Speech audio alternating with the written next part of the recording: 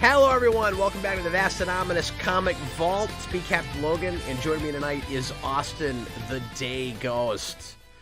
And we are finally going to tackle a heavy hitter, one of, if not the most important, influential comic books of all time. And in my 15-year tenure on Geekvolution, Austin, I have never done a review of this book. It's never reviewed the most famous comic ever made. It's a little thing, you might have heard of it. It's called The Dark Knight Returns. You know that's in your video now. I simultaneously am a little embarrassed to have never done a vault on this, and also I have a pretty reasonable explanation for it, Austin, which is I've always been a little intimidated by this material, where it's like, what can I bring that's remotely new to the table? I have kind of an odd relationship with this book myself, and I never wanted to sound disparaging or anything because I like Dark Knight Returns, but it's not anything like my favorite Batman book, and in a lot of ways, I don't know, I have this, I can't say love-hate relationship. I don't hate this book. I don't hate really anything about this book, Austin, but I have this weird relationship with it where it is simultaneously like a definitive like Batman opus. In some ways, you read this book and you get everything Batman is and you don't need to read anything else.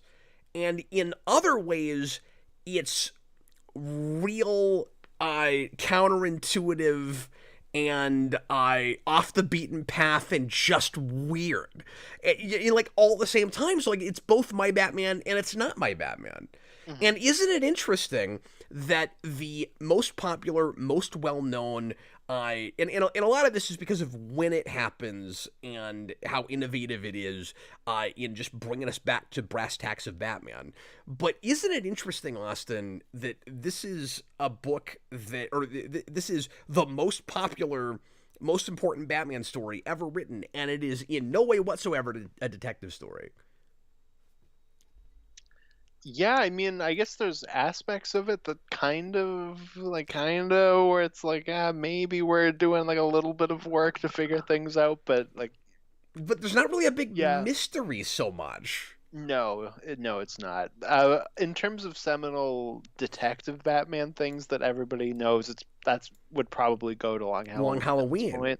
Yeah. And year one is more detective-y. Yeah, I guess that's true.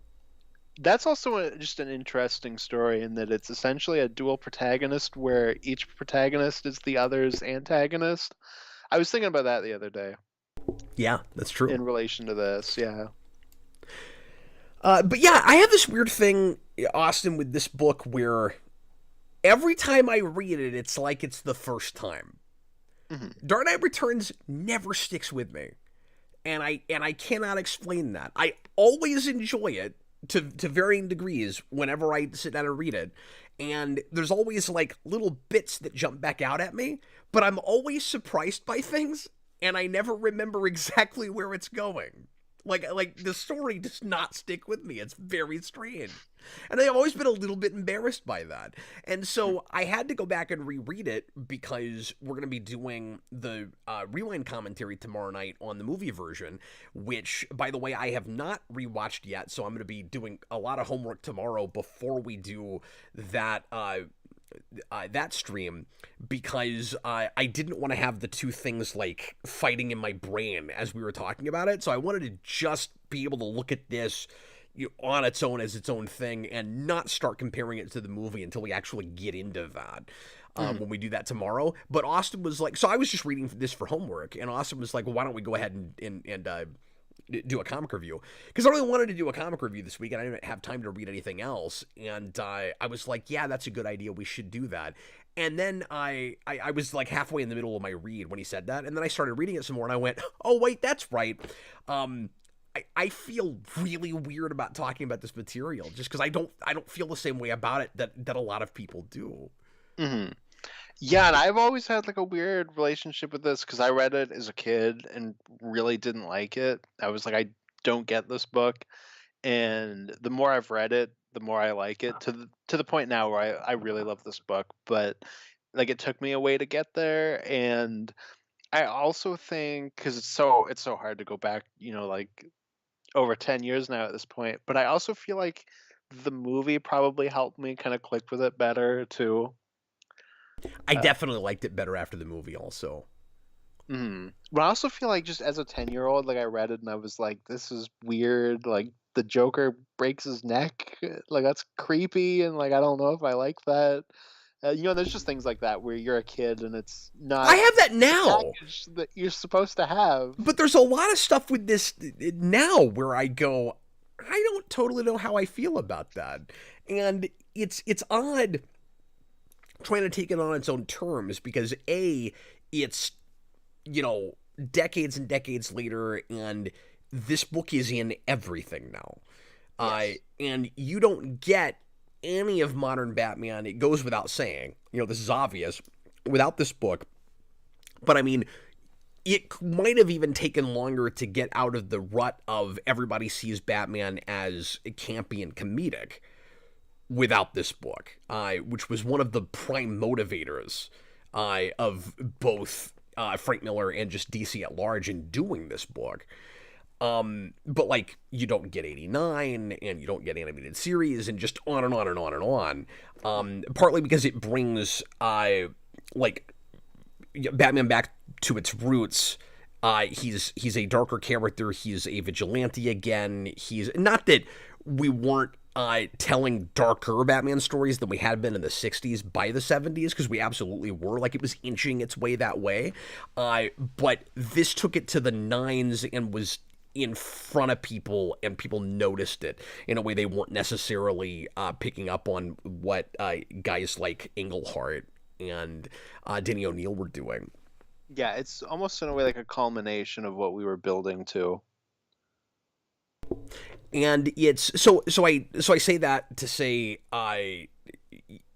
like, we darkened Batman up again, and so we were able to get it back to its roots. But also, this story itself and a lot of ideas and visual stuff influenced everything after it. So I mean, arguably, there's almost not a Batman movie that doesn't have some part of Dark Knight Returns in it.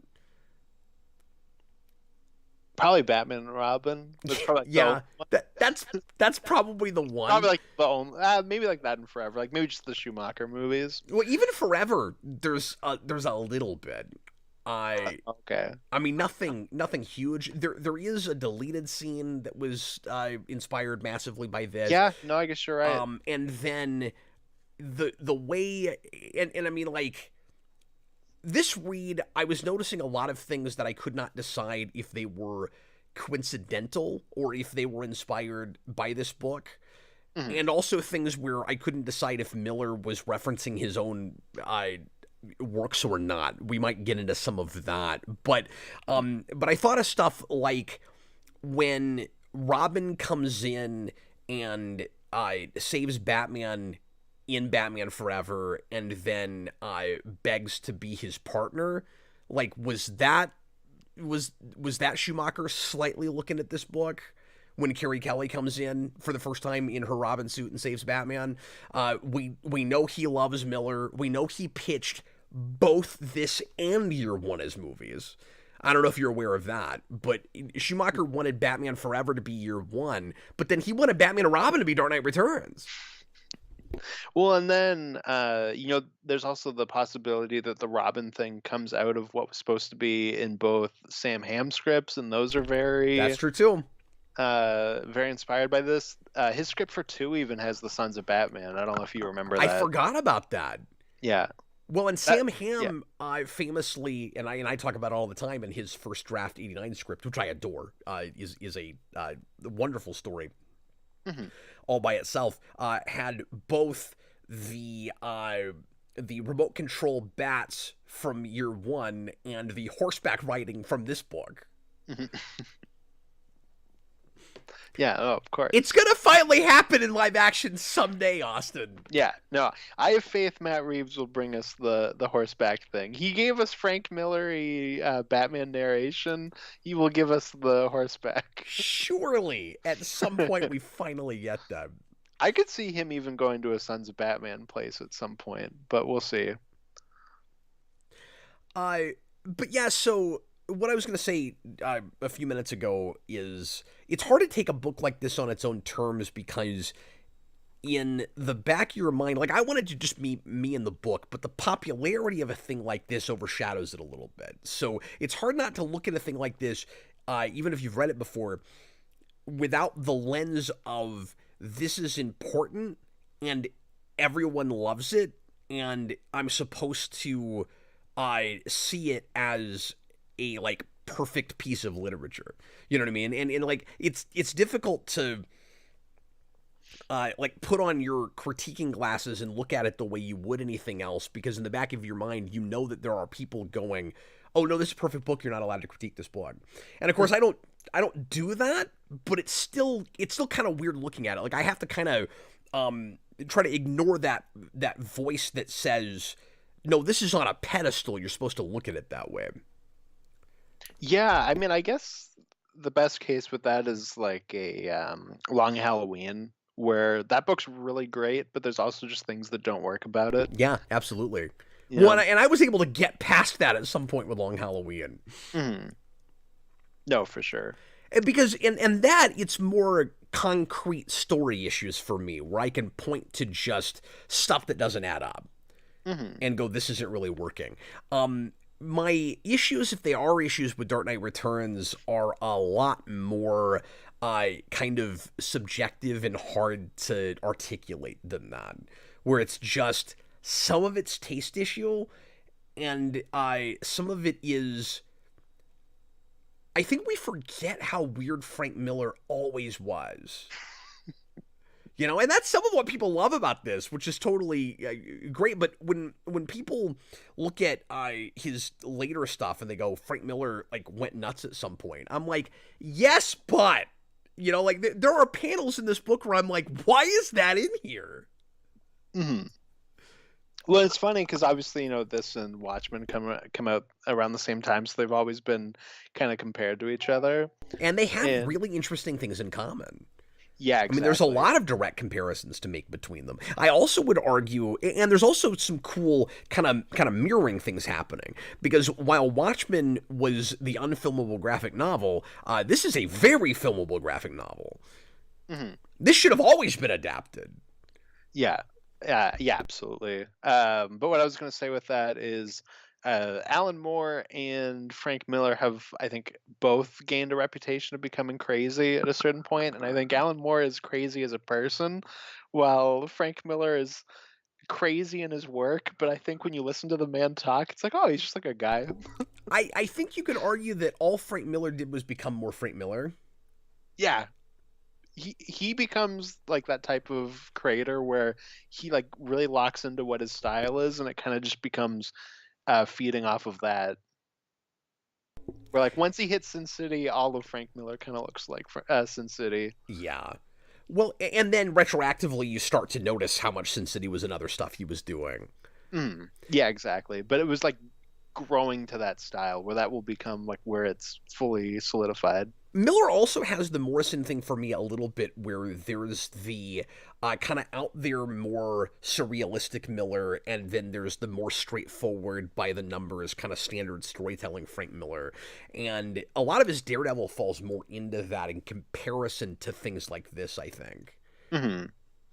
Yeah, and I think that's why I hear more and more people say they like his Daredevil more than his Batman, which it's a little easier to digest, and I think it just resonates with people more. It also helps that it is a run as opposed to his Batman work, which is just kind of disparate stories.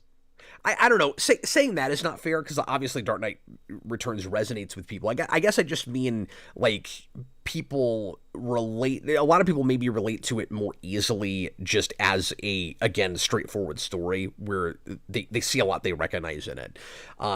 When Dark Knight Returns is grabbing people, it's either on a real stylized, heightened, there's nothing else like this kind of level. And by the way, as referenced and as influenced as so much is by this, it is still so much of a piece that nothing else has really duplicated or replicated, right? Like, there really is nothing else like this book. Mm-hmm. Yeah, no, I agree with that. Like, even to this day. And this, I would say, is my Batman, like at the end of the line, and I think that's why I've always had trouble relating and enjoying Beyond, because it's like this. I'm like, but it's Dark Knight Returns. Like that's where my brain always goes to. Oh, this is like the definitive ending for this character, or just the latter days? Because we can talk about that ending and whether Miller should have gone with his original plan with it. Oh, okay. I don't even know about that. So. Oh yeah. Originally, Batman was supposed to be gunned down by the police at the end, and really, yeah, and he only revealed that like at a convention in 2018. That's fascinating. That's probably why I've never heard about it. He just a few years ago came out and said that. Mm-hmm. And now that you say that, it does kind of feel like the book is building to that. That's interesting. When I first read it, I was shocked that he is alive at the end, and I was like, okay, the book is making some kind of point with that, but it doesn't feel like that's where all roads were leading. And he talks about it the opposite way and says, well, I just let the story get away from itself, and that's where it went. And I'm like, okay, that's not how it read to me. Mm-hmm. And that's really interesting. I mean, I can see it both ways, because I do think the ending of this book works. It's just, no, I think you say that, it's too, but kind of more thematically than anything. Sure. Yeah. That's fascinating. I wonder if it would have still had the Superman stuff, or if that fourth issue would have been completely different. Yeah, that's a good question. Because it would be kind of weird if he survives a fight with Superman only to leave and get gunned down by the police. That'd be really weird. Mm-hmm. Yeah, exactly. I just imagine like the ending of Devil's Rejects, where he's driving the Batmobile down the road and he gets shot up. I hear what you're saying with Batman Beyond, and that's why that's never totally set right with me as a like comic continuation. When we tried to make that part of like regular DC Batman proper, like I like it as a continuation of animated series. Yeah. You know, as being just specifically that character. Mm-hmm. No, that is true. And I guess this is also kind of separate from continuity, because this exists in the Frank Miller world that also includes Batman versus Spawn, because it's just everything he's worked on. And it includes things that are canonical, but also things that are not. And so it's odd, because Year One is in that, but Year One also massively informs regular continuity, which, by the way, this is set in the future, and it's set in a real, like, well, sort of the future, right? It's the 80s, but this is another thing that it has in common with Watchmen, is that it's in alternate 1985. Mm-hmm. And so it reads like the future for Batman, and I have to keep reminding myself, it's almost like a reverse RoboCop thing, that like it is not the future. RoboCop, I have to keep reminding myself that it's supposed to be the future. That's really funny. Yeah. Well, that's the other big thing, is there's so much RoboCop, or so much of this in RoboCop, which we talked about when we did that rewind. Which is so interesting, because it's only 2 years after that, mm-hmm. and why Peter Weller is the best possible choice in that animated version. Yeah, I mean, it's so cool they even thought to do that.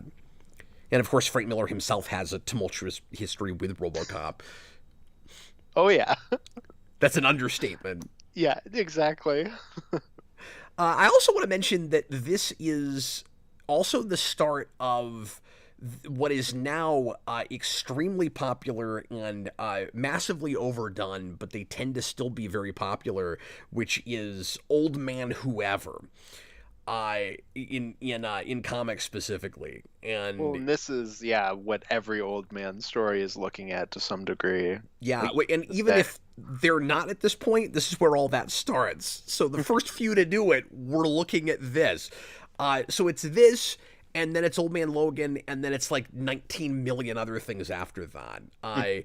It's also interesting to me that because I was thinking about this with Last Ronin, because Last Ronin is now the latest of like that phenomenon, and super popular for Ninja Turtles to the point where it's getting a video game and a live action movie. Like, it's this all over again. And it's curious to me that when Eastman and Laird started doing Ninja Turtles, this book didn't exist yet. Mm-hmm. But it's a parody of Frank Miller comics. And they're looking as much at Ronin, one of Frank Miller's earliest books, as they are Daredevil. And of course, they're looking at Daredevil because the foot, the hand, obviously. But it's really interesting that now, like, the snake has kind of come back around and eaten its own tail, because we now have a book called The Last Ronin, which is going back to Frank Miller again and doing kind of the Ronin thing, but via Dark Knight Returns, which didn't exist when that comic series started. Yeah, no kidding. That is weird. That probably does not have the Shredder snapping his own neck, though. No. Well, So the Shredder is inferior. well dead by that point, but the villain of that book also does not snap his own neck. Not to get too ahead of myself, but that is one of my criticisms of this book. Is I think some of the action is a little muddled and hard to tell on the page what's happening. And, like, I've always appreciated that you don't have a bunch of narration box exposition in this, where there's a lot of internal logic, but and this is not a given in the mid-'80s, but there's not a lot of we're seeing an action and then Miller is explaining in text what is happening, because we still were doing quite a bit of that by that point. Mm-hmm. And this is part of the reason that I say that this is very much a filmable graphic novel and should have been filmed, because it reads as much or more than anything I've ever read in comics as storyboards. Mm-hmm. And Watchmen has that some to a degree, but Watchmen is so much about its own medium that's a lot of why it's not exactly filmable. And this is definitely, obviously a comic that wants to be a comic book, but it doesn't have that whole thing in the same way. Mm-hmm. No, I agree with that. This is also a book I always think of as being, just walls of text, and then every time I read it, I'm like, oh no, I like fly through this. Like, it technically is on certain pages, but it never feels like it drags. I find, like, I do find it reads really quick. Yeah, I mean, is it okay if I argue with you about that a little bit? You can disagree, absolutely. Because I have a bit of a different experience with it. I think for the most part that's true, and I like the varying lengths of things. It's kind of like in prose where you want to vary up your sentences. I think he does a really good job of every few pages really mixing it up. So sometimes you have very dialogue-driven scenes, and sometimes you have the news talking heads, and sometimes you have total silence with an action scene that doesn't require any of that. I think I think the news sections get self-indulgent. I'm going to go that far. Okay. I think some of them are overwritten. I think some of them are not necessary, or at least I don't need as many words as are on a page. And I feel like I can see Frank Miller really indulging himself with the satire plus exposition in some of those sections, where he just is really enjoying writing those things. And I don't always need it. I feel like there's a bit too much of it. That bogs it down some for me. Mm-hmm. No, that's fair. I think what I liked about it more this time is, so I typically when I read this, I'll read it, and then several years will go by, and then I'll read it again, and then several years will go by, and I'll read it again.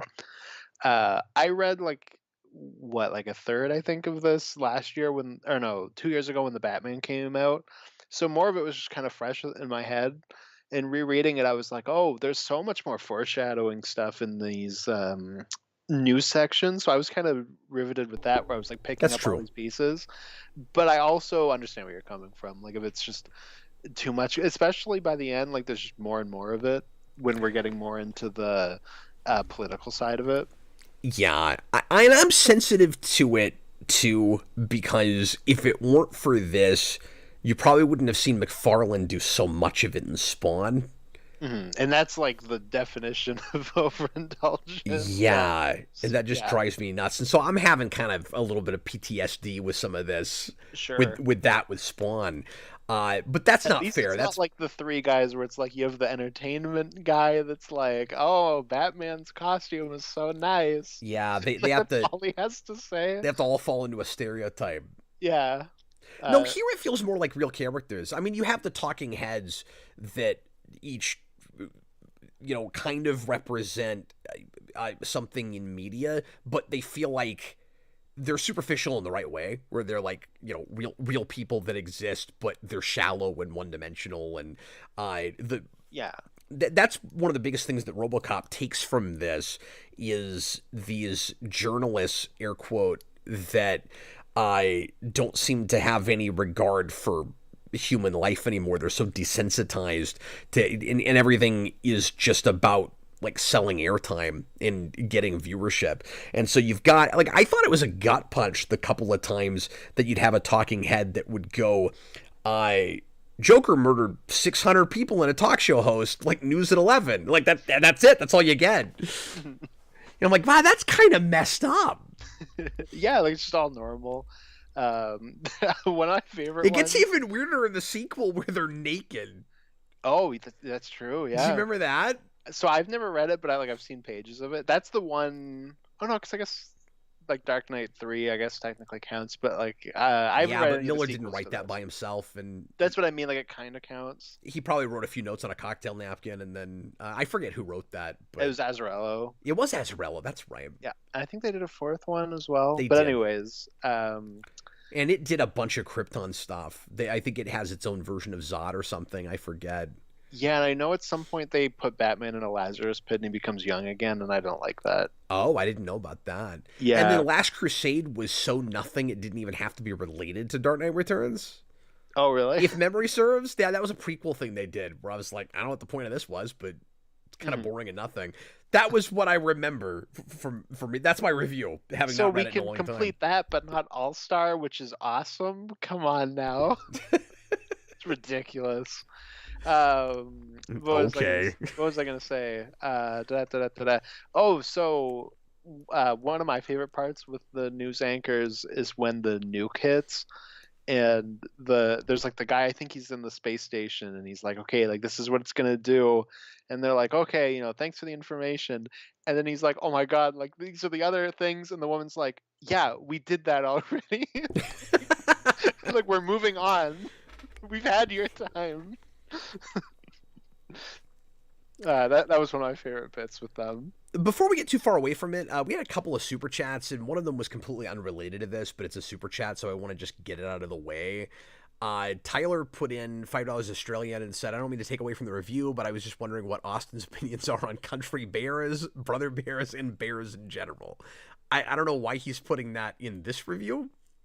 So on Discord the other day, we were talking about country bears and brother bear, and he said someone should super chat that to see my reaction, and I was like, what reaction? I'm not gonna have one.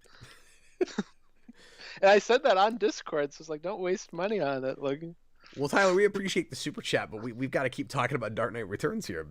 Yeah, I don't know. But I apologies if that was horribly disappointing. You didn't even get a rise out of Austin. I think they just wanted me to do the walk-in, like this is not over, bears, because that part's great, but I don't know. Chibag's Lover $2 super chat. A lot of DC people at the time hated it passionately, which I would expect Miller probably figured would happen. Oh, probably, yeah. Right? Like, there was clearly an tension to shake things up with this. Well, I'm trying to remember, is this under was it Jeanette Kahn, I think her Yeah. name is? Yeah, who they hired to be like, oh, you've handled kids things, like you can take care of this. Isn't And that she, like, crazy? massively shook up the comics industry at DC. Yeah, and just took as much censorship away as she could get away with. Yeah, and like did so much good for them. Yeah, But, Jeanette Kahn was wonderful. But oh yeah, absolutely.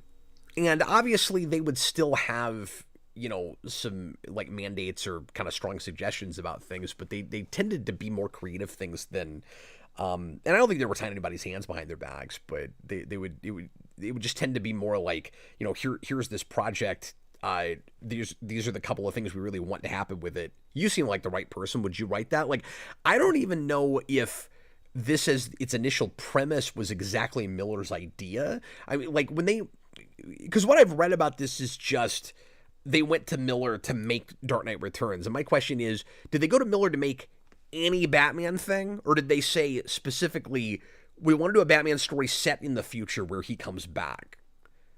Oh, okay, I'm not really sure. I don't Like, really know much about the making of this. I don't know how much of it was from, you know, was their idea and how much of it was his idea in the first place. I do know that including a female Robin was John Byrne's idea. Oh, okay, that kind of makes sense. Byrne is like one of those guys that really likes to flip things on their heads. It either really works or really doesn't. Because Miller was like, well, I'm gonna do some version of Robin, and he said, well, if you do Robin, it's got to be a girl. And Miller apparently was like, yeah, okay, and made it a girl.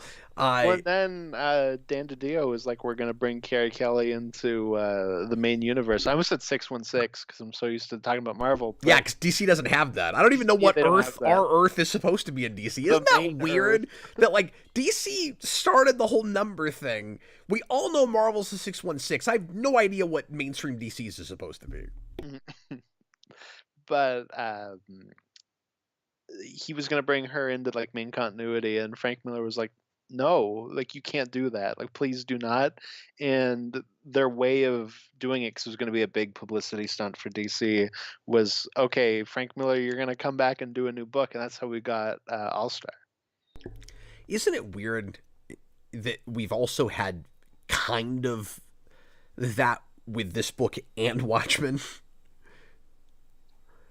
Yeah, I guess that's true. Because Watchmen with Rebirth, there was supposed to be a big publicity stunt after the button where we bring in Watchmen characters into mainstream DC, and instead they did a big crossover, 12 issue thing with Doomsday Clock, but they didn't follow through on it after that. Yeah, but see, they wouldn't have done Doomsday Clock if Alan Moore just came back and made Watchmen too. That's true. But that wasn't going to happen. No, that was never going to happen. But anyways, this book. One of the things that I earlier made me say this, in some ways feels like the definitive be-all end-all Batman story.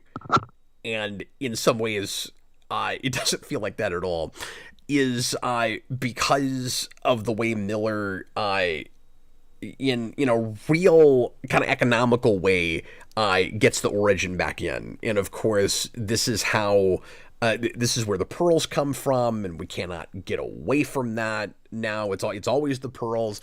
I found the panel that Snyder was probably looking at when he decided to put the gun up against the pearls. And it sort of makes sense in the book, and in the movie it just looks completely impractical. And like, yeah, I was laughing really hard. How did that happen? Because I knew that like the gun under the pearls thing is in this book, but I was like, I don't really remember how it's handled. But it's really dumb in that movie, and it never bothered me in the comic. And rereading it, I was like, oh, it's because he doesn't understand that she like lunges at him and like the pearls bounce up and go onto the gun, and then he shoots. In the movie, it looks like movie, he just like does that. Joe Chiller, whoever it is just making her stand there and wait while he like goofily puts the pearls up against a gun and aims it that way. Yeah, exactly. It's very silly. I don't know, why would you do that? I don't know. But yeah, one of the things I've always really liked about this book, even when I wasn't as huge of a fan of it, is that um, you have like I think 50-page issues, and each one is kind of doing its own thing. Where you have Yeah. your Two-Face story, and then the mutant story, and then the Joker one, and then the Superman one. And I really like that as opposed to doing just a big long story about Batman being old. And it is obviously continuing, and there's like a line that carries it through. But I do think that really helps. And then I don't know about you, Cap, but I find that it's kind of there's really good things in every issue, but I do think it's bookended by the two weakest ones. I think the best stories are the two middle ones, but I don't know what Yeah. you have. No, I think I agree with that. It is cohesive enough for the kind of stories he's wanting to tell. I'm going to say it like that. The most curious thing about Dark Knight Returns to me is that it isn't longer. It feels like retroactively this easily could have been like an All-Star Superman.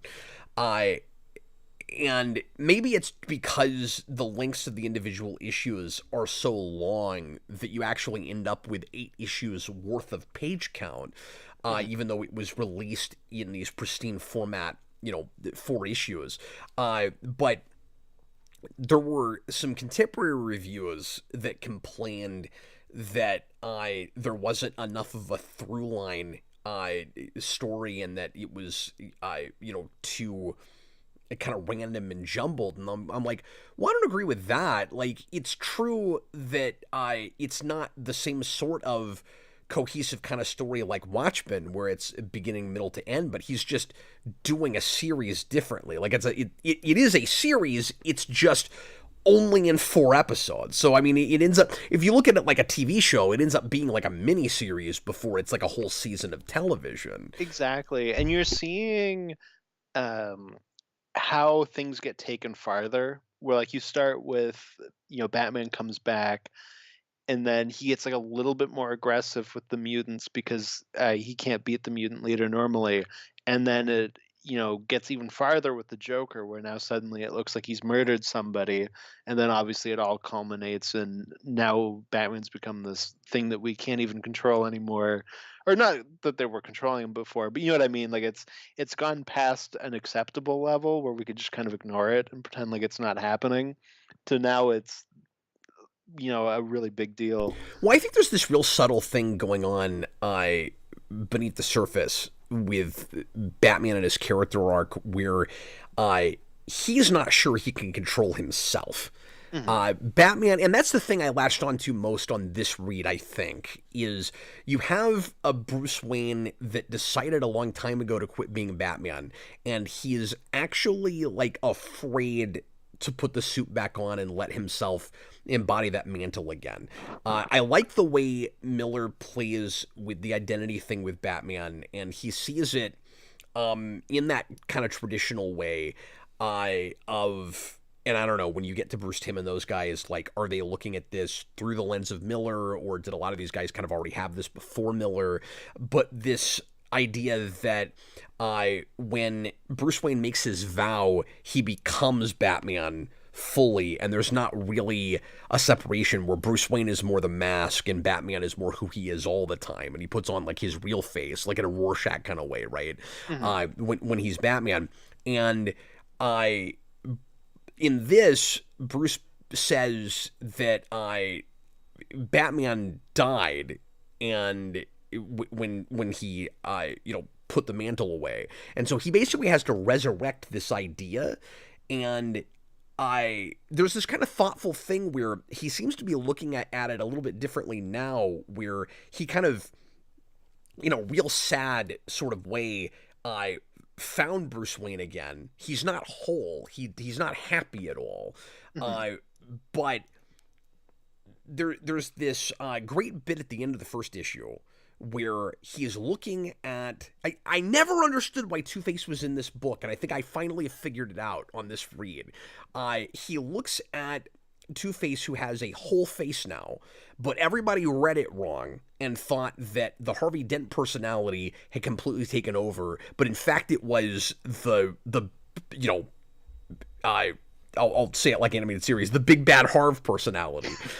Has taken over, but he looks like a full-on Harvey Dent. And so the sad, tragic, but scary thing is he's all Two-Face.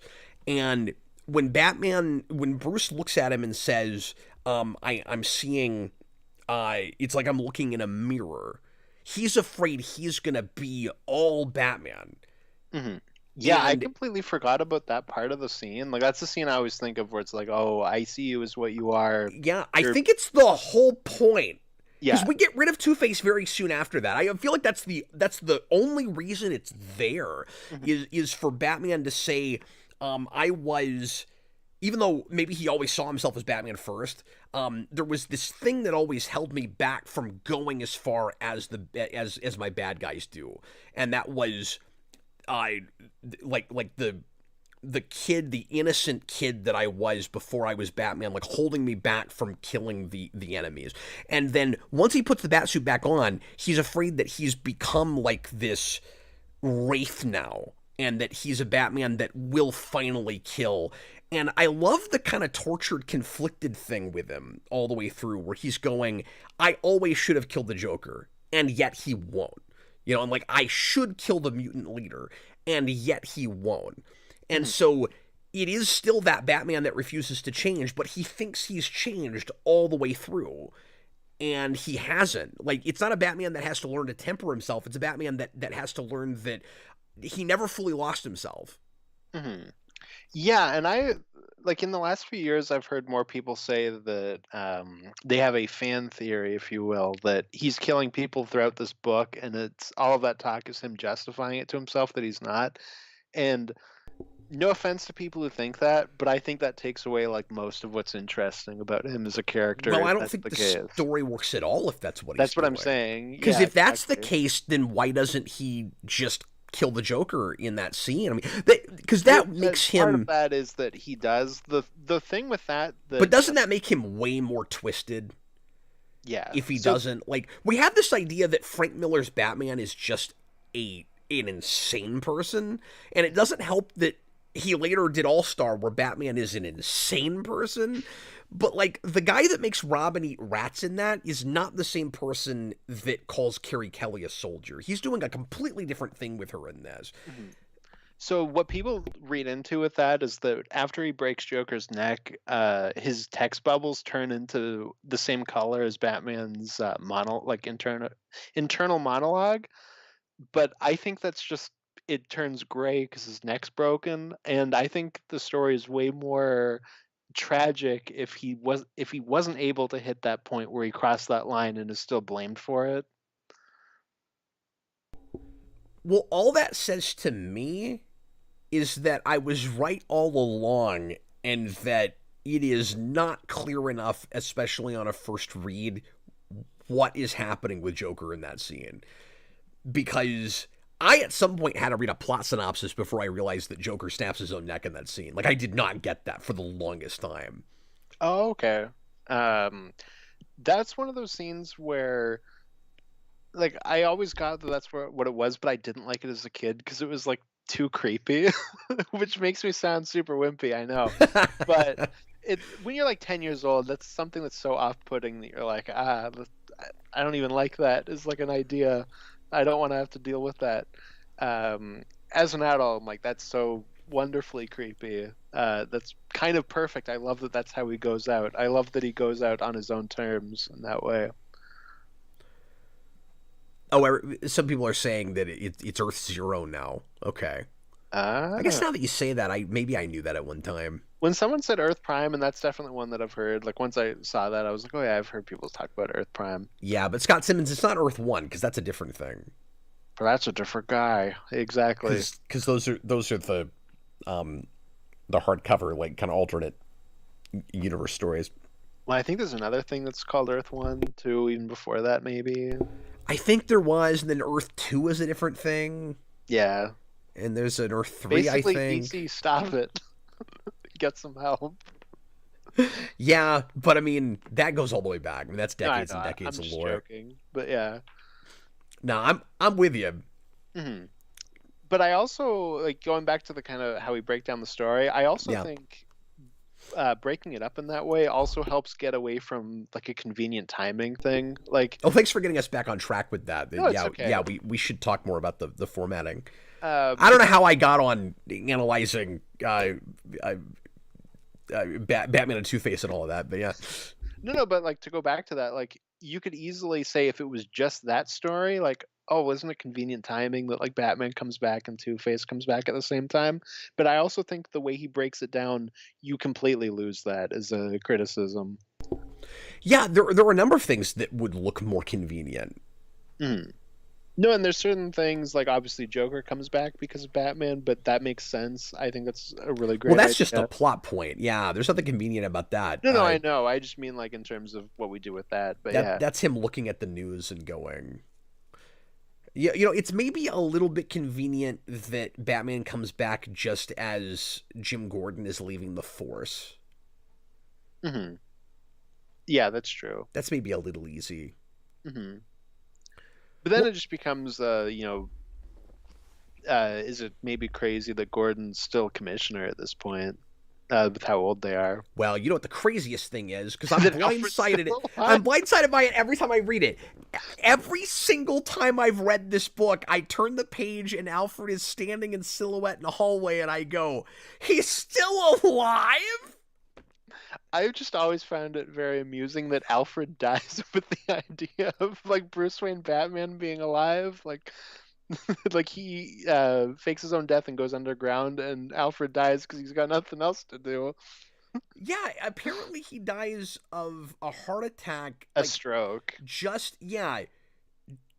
just as he is destroying the Batcave, and we don't. It happens off screen, like it's in exposition. We're just told it. I think by news anchors or something. Yeah, you see Alfred like drop to the ground and he's dead, but then later on the news reports like, oh, Oh, this you is do what see that happened. happen. But it's not explained. Like you just see him, he's standing there, and then he falls over dead, and then No, and everything about that is a little odd.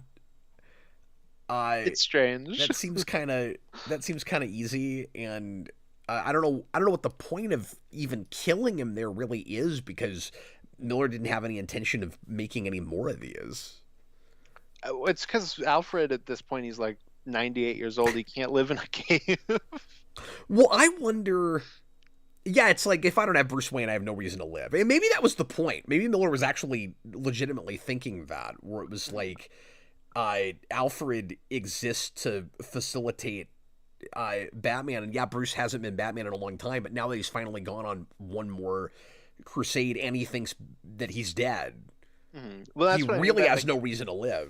that's what I mean. Like he kind of dies with Yeah, Bruce Wayne Batman. Like the man Batman is gonna go off and that side of him's completely gone, and like he's gonna go off and kind of train the next generations of Batman.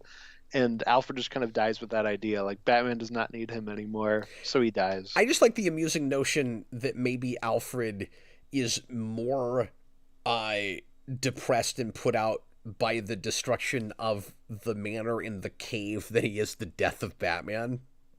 I mean, it could be. Like, He's like, that's oh, what look at gives all him of the heart these. attack. Look at all these things that Martha had that are now gone, and then he falls over dead. Or it's just a butler thing of like, I have nothing left to clean. I'm done. Yeah, I'll go to heaven to clean things. I'll go to butler heaven. It's like dog heaven. There's heaven, dog God. heaven, butler heaven. But I thought it was really weird. You and I were talking about this off camera, and you were like, isn't it odd that Alfred, that we don't get any reaction to Bruce, from Bruce, like losing Alfred? I'm like, oh, it's just like Dark Knight Rises. Rises did that too. Hmm. Well, Bruce Wayne, he's outgrown Alfred. I don't need him anymore. He probably doesn't even know he's dead. I mean, at least with Rises, you get the thing at the end where they like make eye contact, but they have that huge fight at the beginning of the movie, and then at the end, when Alfred thinks he's dead, he's like crying to himself at the grave, and that's it. Like, they never meet up in the middle anywhere. And this kind of also does that. Alfred should have just dropped dead at the end of that scene. He's crying. He's like, I failed you. It's interesting that some of the levity still comes from Alfred in this. Like, he gets a couple of good zingers. Yeah. All the comedy comes from, besides the social commentary stuff. A lot of that's really funny. But like in terms of main characters, it's all Robin and Alfred. Yeah, and there's some nice, just over the top, absurd stuff that kind of keeps it lighter. But I mean, it is such a dark book that there are places where I find myself going, I could have used a little bit more of that. Because when we get it, I kind of, sometimes it's almost a little jarring where I'm like, oh yeah, I got to lighten up a little bit. Like, Miller wants me to be enjoying myself while I'm reading this book. Yeah, it's an interesting balance. Like, you have stuff like Joker goes on a mass murdering spree, but part of how he does it is he has little kid dolls that like breathe gas. See, that whole thing is just creepy to me. There's nothing about that that's funny. See, I think that's really funny, but that's fair if you think it's creepy. Well, and we should talk about this for a minute. Because as you can tell, I'm having, again, I don't want to say love hate, because I don't hate this at all. I'm trying to think of the right word to use. There's this kind of weird, like, I guess, juxtaposed way I'm looking at this, because I have it with the art also, where like simultaneously there's some indisputably amazing, iconic, goes without saying, important, influential, dynamic, a million adjectives I could use to describe particularly the full page spreads, but even some of the panel layouts and again, the way it's so cinematically storyboarded. But like, just on the face of it, just superficially, like, do I like character models and like ways faces look and stuff? No, not really. Like, I've never been a big fan of the look of this book. Like, it's just not my thing. That's fair. And I always adjust to it as I'm reading it because it's right for this material. But if I'm a kid and I just flip through this, I go, ugh, that's ugly, I don't want to read that. Yeah, and I think that was part of what I had as a kid too. Is I was like, this book's really ugly. Like, why does it look like this? Yeah, and there's reasons for that. And at the end of the day, I guess it should look like that. Mm-hmm. Yeah, exactly. No, at this point, I really like the art. It's not like, I don't know if Miller is one of my favorite Batman artists, but I do like the art in this book. I also probably, in terms of Miller stuff, prefer the art in year one, even though I prefer this as a book overall. Yeah. And I prefer everything about year one to this, I guess. Oh, okay, interesting. I've always really preferred that to this book, and year one's one of my favorite Batman books, just in general. I didn't know that. But, okay. Yeah. Now, having said that, I've never been totally comfortable with it being in continuity. It does feel of its own piece and of Miller's whole kind of milieu, where I've never known how I feel about like starting Catwoman in that place. There's still some stuff about it that feels a little bit, if not Elseworldsy, like kind of, Ultimate Marvel or something, where it's like they feel like alternate versions of those characters before they feel like the real definitive versions. Well, I also think it's interesting because obviously this is... Most people won't agree with that. That's just how I've always felt about it. No, that's fair. I think it's interesting that take on Catwoman does kind of carry in, kind of start here where she, as a retired person, is running an escort service. Yeah, it feels like he's retroactively... Well, and that's also part of why I feel weird about that being in continuity, because these are absolutely companion pieces. Year one is... And it feels like maybe that's part of why Miller wanted to do that story, is it's, okay, let's see the very beginning of where I go with it. Mm-hmm. Except in year one, she's Eartha Kitt, and then here she's not. Well, okay, that's true. That is weird. Yeah, I always forget funny. That he does a black Catwoman in that. Yeah. No, that's the one weird thing about year one, not in terms of that book, but like just in terms of being connected to anything. Why wouldn't your Catwoman look the same? Mm-hmm.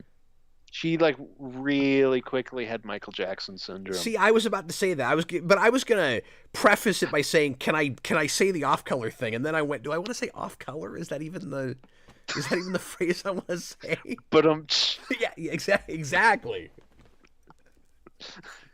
No, I had gotten 5 steps ahead of you because I had worked that joke out too much in my head. By the time you said it, I was like, I went on a whole adventure internally. Went to Wonderland with that joke. Hey, let me read some super chats. James Yeah. Egan, $7.99 Australian. Thanks very much. He says, "Did they decide to kill Robin off in the main universe because of this?" I'm glad you brought that up because that was a big aspect of this Austin and I wanted to talk about. I have never read this book thinking enough about the history of Jason Todd because it's so hard to put yourself in time and place when you're younger than when this book came out, and you have the whole of Batman history in front of you going back to this. So you read this, you're not thinking about the year, and it's like, oh, Batman was majorly affected by the death of Jason Todd. That makes sense. That's a huge thing in continuity. And then you go, wait a minute, that doesn't happen until 2 years after this. And I was asking myself, James Egan, the same question, where I was going, was that Miller like just happening to predict the thing that they ended up deciding to do later, or was this book so popular that they started thinking about that because it happens here? One thing that made me feel kind of dumb about it, having never really questioned it before, is, well, it is kind of weird if this had been written after we killed Jason off in the comics, Austin, that Jason being the main reason Bruce stopped being Batman, Batman goes and fights the Joker, and he has nothing to say about the death of Jason Todd. Mm-hmm. Like, we don't know how he died in this, but it probably wasn't at the hands of the Joker, because Batman has no feelings about that. Yeah, no, it could have been anything. Could have been anything. All we know is been that another random criminal. All we know is that Batman blames himself for losing a Robin. Mm-hmm. And that's why he hangs up the suit and never does it again. And there's this motif of Batman feeling guilty for anyone that gets killed because of actions he makes. The kind of Spider-Man, like, indirect action thing. Of like, I got someone killed, I'm responsible for it. And so Batman goes farther in this than he does in most things, even this going back as far as it does, in saying, all of the people I killed by leaving the Joker alive. Mm-hmm. Yeah, exactly. I've always really liked their relationship in that issue. That's probably, of everything in this, my favorite issue. Is the Batman and Joker one. I love all of that. I love Joker's whole thing where he's like, I don't keep count, but you do, which is why I love you. Yeah, it's so good. Yeah, I gotta say, that's one of the things that doesn't resonate with me real hard. Mm-hmm. I don't dislike the way he handles the Joker, but it doesn't do anything for me, really. Yeah, fair enough. Like, I don't even really have an opinion on it. It's kind of, for me, it's more like on paper thematic stuff I find interesting. People are, there's a lot of people that are, like, infatuated with this version of the Joker, and I don't really understand that. Like, again, I don't dislike it. It's just... Yeah. Well, and there's places where we've taken the kind of innuendo thing too far. But I don't know. I really like it here. I think they've got a really good dynamic. I guess I also got to circle it back because we didn't really fully answer that super chat. But it's so hard to say. Starlin's run has always been kind of seen as Diet Miller, so it is possible. There are things in that book that are definitely references to this one, but I don't know if that's the reason we kill Jason Todd. Well, and it's so unfair to have to follow this with how huge it was. Yeah, and I think his run's really great. I mean, we've talked about that, but it's very, not well appreciated. And uh, I think a lot of people now go to Death in the Family and they're like, this book's really weird, but I think it makes a lot more sense in the context of his run. There's certain things that don't, like Joker being like a diplomat for Iran or whatever. Yeah, I know, it's so weird. All that stuff's really weird, but everything with Jason Todd, I think is really cool in his run. Yeah, the thing I like most, I guess, about the dynamic with Joker is just that Batman gets there. Well, and I've always liked the ton of love and all of that. Like, again, just on paper, thematically, that's pretty great. This is another one of those things that ruined everything, right?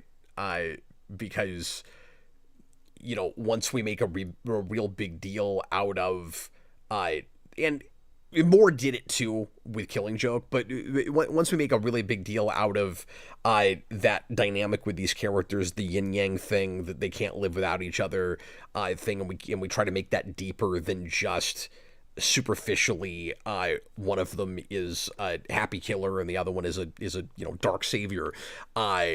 Every writer has to keep trying to top that, and you ultimately get to like Snyder just writing it out all out on the page where I don't have any room to do any analysis of it. So like, yeah, this and Killing Joke kind of ruined that whole thing by doing it in the first place. But I do like that dynamic where Batman gets there and the Joker expects it to just be the dance they always do, and then Batman starts breaking the rules. Mm-hmm. One of my favorite parts of just funny Joker dialogue is I think it's like when he gets hit in the eye with the battery and he's like, "Oh, you maniac!" And then later on, when they're in the House of Mirrors and he's shooting all the Batman reflections, and then he just turns around, runs away, and goes, "This is getting weird," something like that. Yeah, I guess that's one of those sections where I take myself too seriously and I forget that I'm supposed to be having fun with it. Because I never see this as a funny Joker, like, at all. Mm-hmm. I mean, it rides the line. Like, I think this Joker can be funny, but he is also very creepy.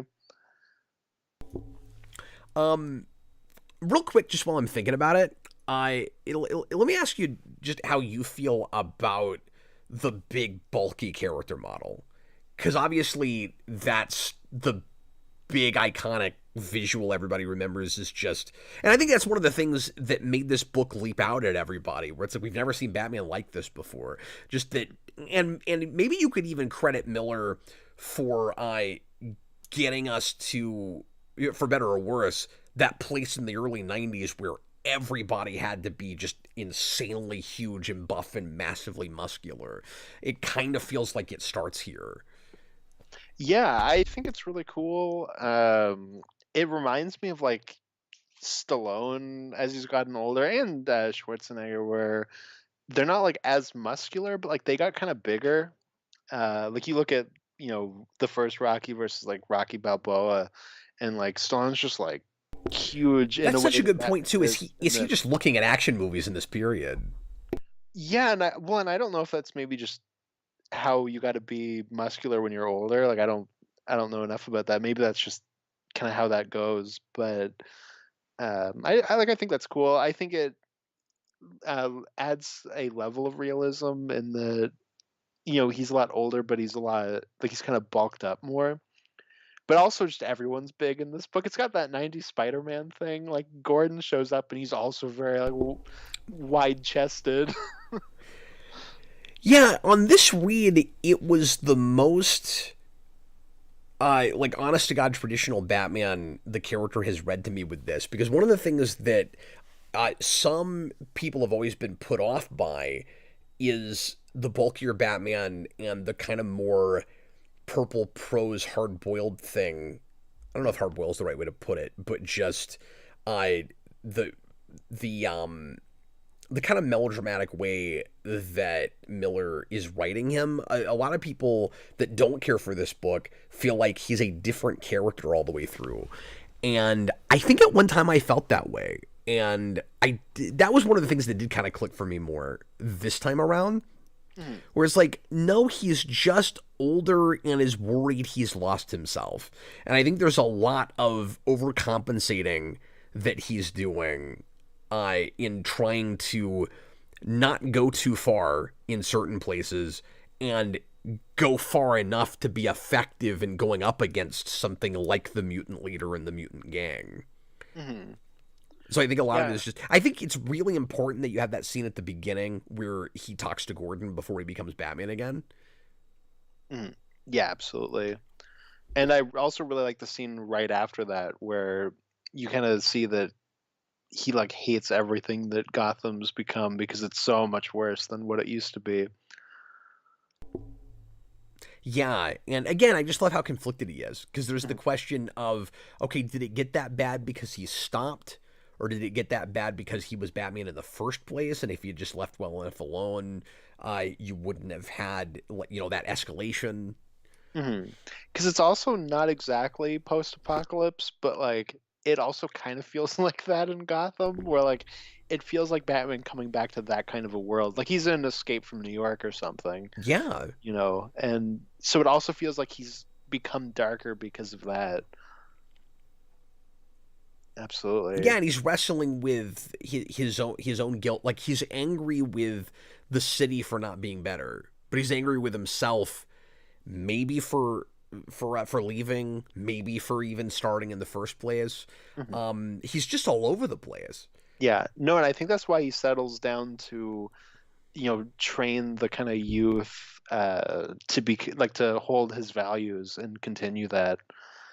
In that he is doing the thing that people kind of annoyingly complain about sometimes, where instead of just beating up people, he's kind of taking on the underprivileged people who are kind of falling into that criminal lifestyle and saying like, no, this is how you live up to my ideals, and you fight for that instead.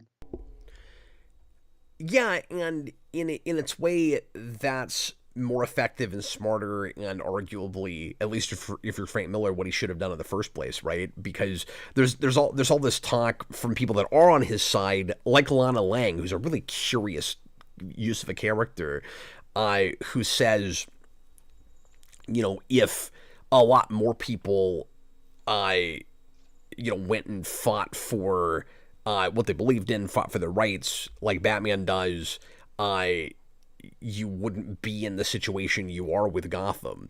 And so let's forget about how all the stuff he's doing is illegal, and let's just look at the extremes you might have to go to, like save yourself, save society, etc. And it's also important to note that it's not just Batman like willy-nilly breaking the law. He also can't trust the government because they're facilitating some of the crime, and especially the urban upheaval that's happening with the mutants. Yeah. I don't fully understand. Like, I like the social commentary in it. The idea that it's all pragmatic. It's all what's the word I'm looking for? Bureaucracy. It's all about like saving your own skin and getting reelected and staying in control, keeping your power, all of that. I don't totally know what the military gets out of arming like a street gang. Hmm. Yeah, that I'm not sure about, but I mean that's probably just looking at things that were happening at the time. Uh, I just wanted to know more about that. It's like, and I don't know if it's I'm not getting the full extent of the social commentary, or if there really should be more actual, story background there. But that's that possible. was a bit of it. That was a bit I was a little bit confused about. Where it was like, okay, this is all part of a system. The mutant gang couldn't be where they are if it wasn't for getting surplus bulk rates for their weapons from the military. Hmm.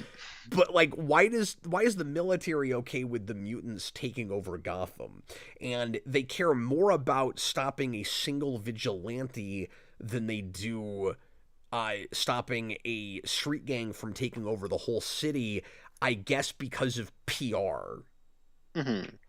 Well, The gang is all a part of the plan, Cap. Oh, okay. And once you go against that, everyone loses their minds. I've never fully understood that. Yeah, I'm not entirely sure, but I feel like that's probably looking at something specific because that's something they're like out history we keep doing. So I don't know if he's reacting to something at the time, and like I'm just not sure. And again, I appreciate the broad strokes of it as far as the social commentary goes. The apathy and incompetence of a government that's not really there because they care about law and order and protecting people and leaving things better than they found it. They just care about keeping their jobs, and that's why you have a really wishy-washy mayor of Gotham. I love that bit where everybody passes the buck on Batman all the way down to the commissioner. I was about to say that. Yeah, that is one of my favorite scenes. Also, thank you, MP. I'm a little tired, so I wasn't thinking about it. But it's not that the government's doing it. It's there's a disgruntled general that's giving them weapons. Oh, is that what it is? I read Yeah. something about the military giving them weapons, and I was like, why would that happen? Yeah, so I think they make it more clear in the movie, but Batman finds out that the military's. Oh my god, this cat's Was that a freaking cat? out. Yeah, he's freaking out. Uh, Batman he's like, oh, the government's giving weapons to the mutants, and then the next time you see him, he's holding the body in the flag, and Right. Yeah, we looked at that panel a minute ago. yeah, and that's what it's supposed to be like. It's this disgruntled guy was giving them weapons, then he kills himself. Okay, but is that the same guy that Joker gets to kill himself, or is that yet a different? No, that's a that's different later. Guy. Yeah, that's later. Who also wraps himself up in a flag. That is true. Yeah. I mean, which like is maybe why they cut the flag thing. Hey, get out of here! Scratching my leg. That's probably why they cut that in the movie. I mean, I get the symbolism of it, the perversion of American ideals. Well, yeah, and I really like the image. Like, I love that image of Batman holding the body in the flag. I think it's really dynamic. But there maybe should have been a scene about it where he confronts them. Yeah, there's a little bit of, I don't want to say miscommunication, but lack of communication where I feel like Miller could go a little bit further in making things explicit. And then again, I appreciate that he's not holding your hand too much. It's just, I don't know that he's always striking the balance that I want with that. Mm-hmm. Call me dense or not paying close enough attention or whatever, but I feel like I sometimes have to slow myself down more than I want to fully grasp what's happening in a page sometimes. Sure, and I mean, this is one of those types of books that is just throwing things at you.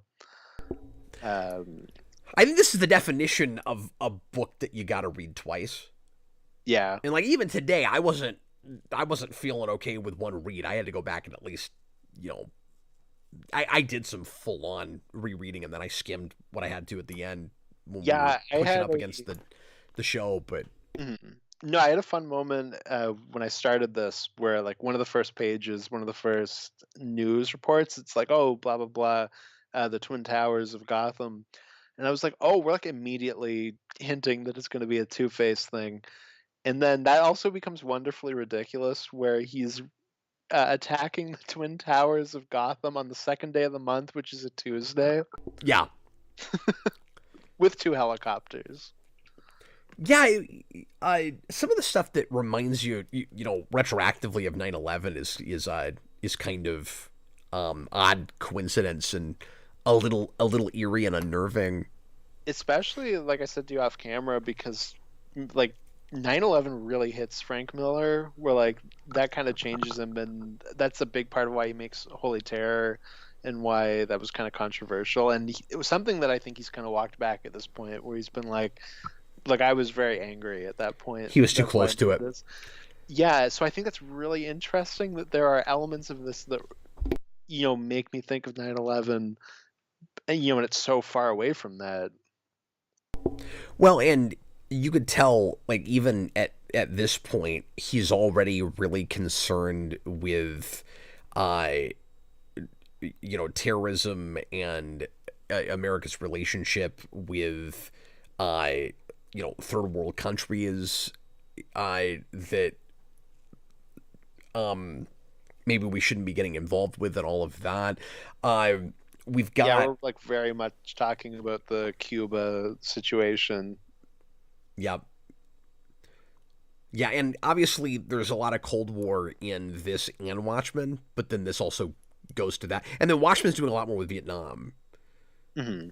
Yeah, they kind of take aspects of it where this is going more to like a Cuban Missile Crisis thing, while that was going to Vietnam. It's interesting that, because I'd forgotten about Corto Maltese with this, and I don't know if Miller made that up or if that exists prior to this. I've always thought that it starts here, but I could be wrong. It's almost certainly mentioned in '89 because of this book. And yes. Dan Schneider put in a $5 super chat and says, "Am I wrong, or wasn't this considered for a film adaptation in place of '89? It was so huge they would have adapted it in the '80s with an R rating." Well, first of all, that movie definitely gets fast-tracked because of the popularity of this book, or at least partly because of that, because they had been trying to make that for a decade. And it finally looked plausible that an audience would accept a darker Batman after this got so huge, and magazines were covering it, and like regular literary critics were talking about it positively. I think that was a big deal. But I think they did talk about just straight up adapting it. Yeah, I feel like this is one of those books that's always been like on the cusp of being adapted, and it never did. But not in live action. Obviously, we did it eventually in animation. And I gotta say, the world was not ready for that in a mainstream film. Or at least, I say it wasn't ready for it. If you adapted this more or less straight, it could have been basically RoboCop again, but it would have been cult classic before it was, like, changed the world. And, like, love or hate '89, you needed that movie for Batman to be the kind of heavy-hitting, with all audiences kind of thing that it turned into with multiple media after that. It's probably for the best that history worked out the way it did with that, even if an adaptation of this would have been technically a better movie than '89. I mean, just think about it. Like, after Returns, people immediately started grabbing Martha's pearls. Like, that's great. How much worse would it be after this? I love that. No, you're absolutely right. Like, people couldn't handle that. Just imagine if this had happened. And like, that movie's just kind of vulgar. Like, that's... Yeah. But that's also because it was merchandise to children, and because '89 was a huge merchandising juggernaut also for children. If this... Yeah, I guess that's true. If this had been adapted, like he's suggesting, as a rated R thing, it would have been for an adult audience in the first place. And I think that would have been a culture shock, where people would have gone, but Batman's this, like, wholesome, campy thing because everybody just remembered Adam West. But even a lot of comic fans would be like, well, I don't know that I love that I can't take my kid to a Batman movie. Well, that's what I was going to say. Like, I feel like you'd still have that because it's like, oh, it's based off this property for kids. And we made, like, a really creepy movie where Joker snaps his own neck. It would have been the same thing as RoboCop, right? Where it would have been only for adults, but then they still made toys and stuff anyway. Like, oh, of course. I'm sure that would have happened. And it would have had an animated series still. Yeah, probably. So I don't know, like, maybe I'm wrong. Maybe you would have had some accessible stuff, or I don't know, ostensibly accessible stuff that was supposed to be for all ages. But I think it would have been more of a cult thing if this had been made first. Yeah, it's so hard to say. Obviously, when Snyder made BVS, at that point you could have made it. If he had just done a Dark Knight Returns adaptation, I think people would have accepted that. Yeah, it would have been so crazy if he made Watchmen and then just a straight Dark Knight Returns adaptation. It would have been so wild. And I'm kind of on the Snyder sort of sucks now bandwagon. But I think it would have been a lot better than what he made if he didn't write it. You know, like if he had just straight up adapted this. And I think whether I would want that or not, I think for him it would have been a smarter move. He probably would have kept his job.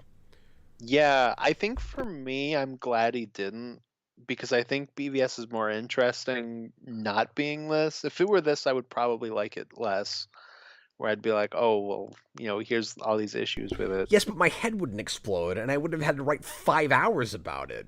But that's like the interesting part of BVS. It's like, look how baffling this is. But look what it did to me. Look at my scars. Yeah, like I really want to just make this about me right now, Austin. That's what I'm saying.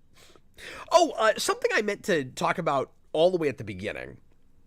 I know you're tired. Are you good for a little bit? Oh yeah, no, I'm still good. No, like I said, I'm not like out of it. I was just like tired, so I didn't think of the general thing. But yeah. I just want to check in with you, make sure you're good, because we is good. It's Dark Knight Returns. There's a lot we could talk about. We're already at like 20 after the hour. We haven't even talked about the mutant leader. There's a bunch of stuff we haven't hit yet. Fight. And yeah, so we should at least hit the big bullet points. And we're gonna talk a lot more about this tomorrow night. So this does not have to be and shouldn't be, because we don't have time, like a 3-hour video. But I don't know, maybe another 20 minutes and just knock out the big stuff. One thing that and then come back for part 2 tomorrow, and we'll all watch the movie together.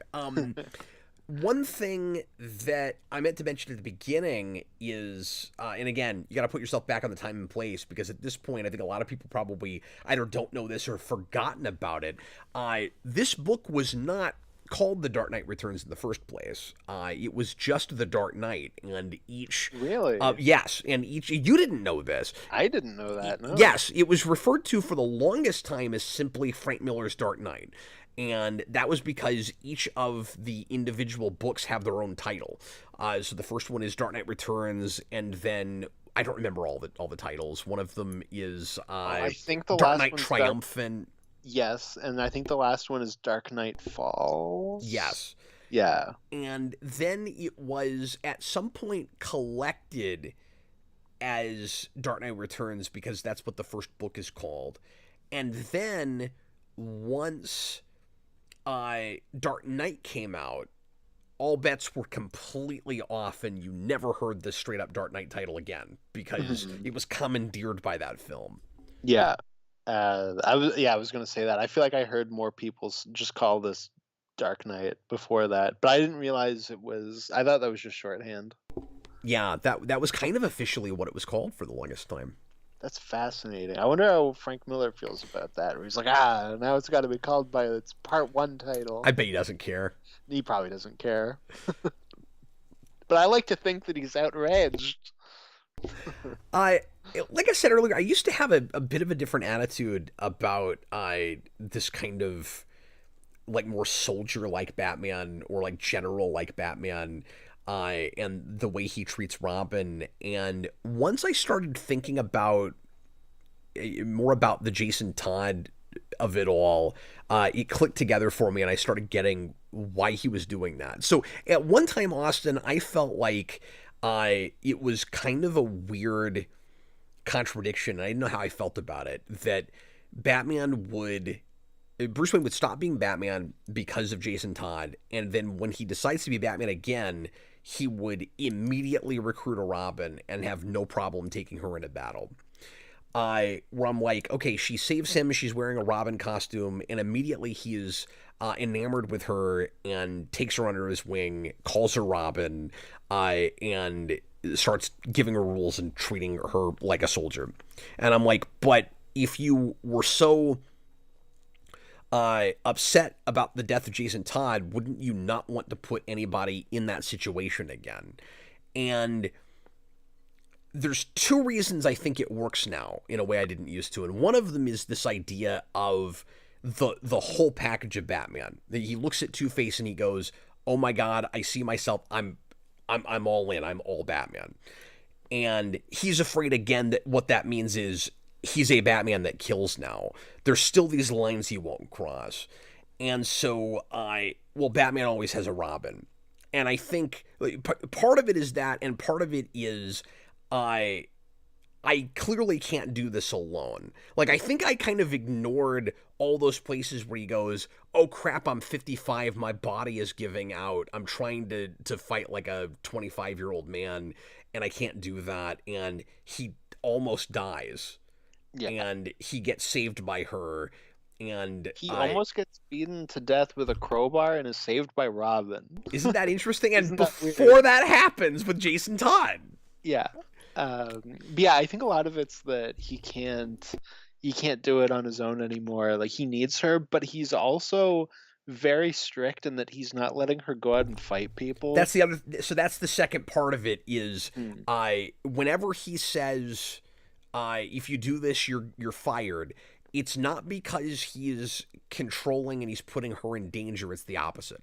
Don't go into. He is controlling, but it's I don't want you to get hurt, and he's overprotective because he doesn't want Jason Todd to happen again.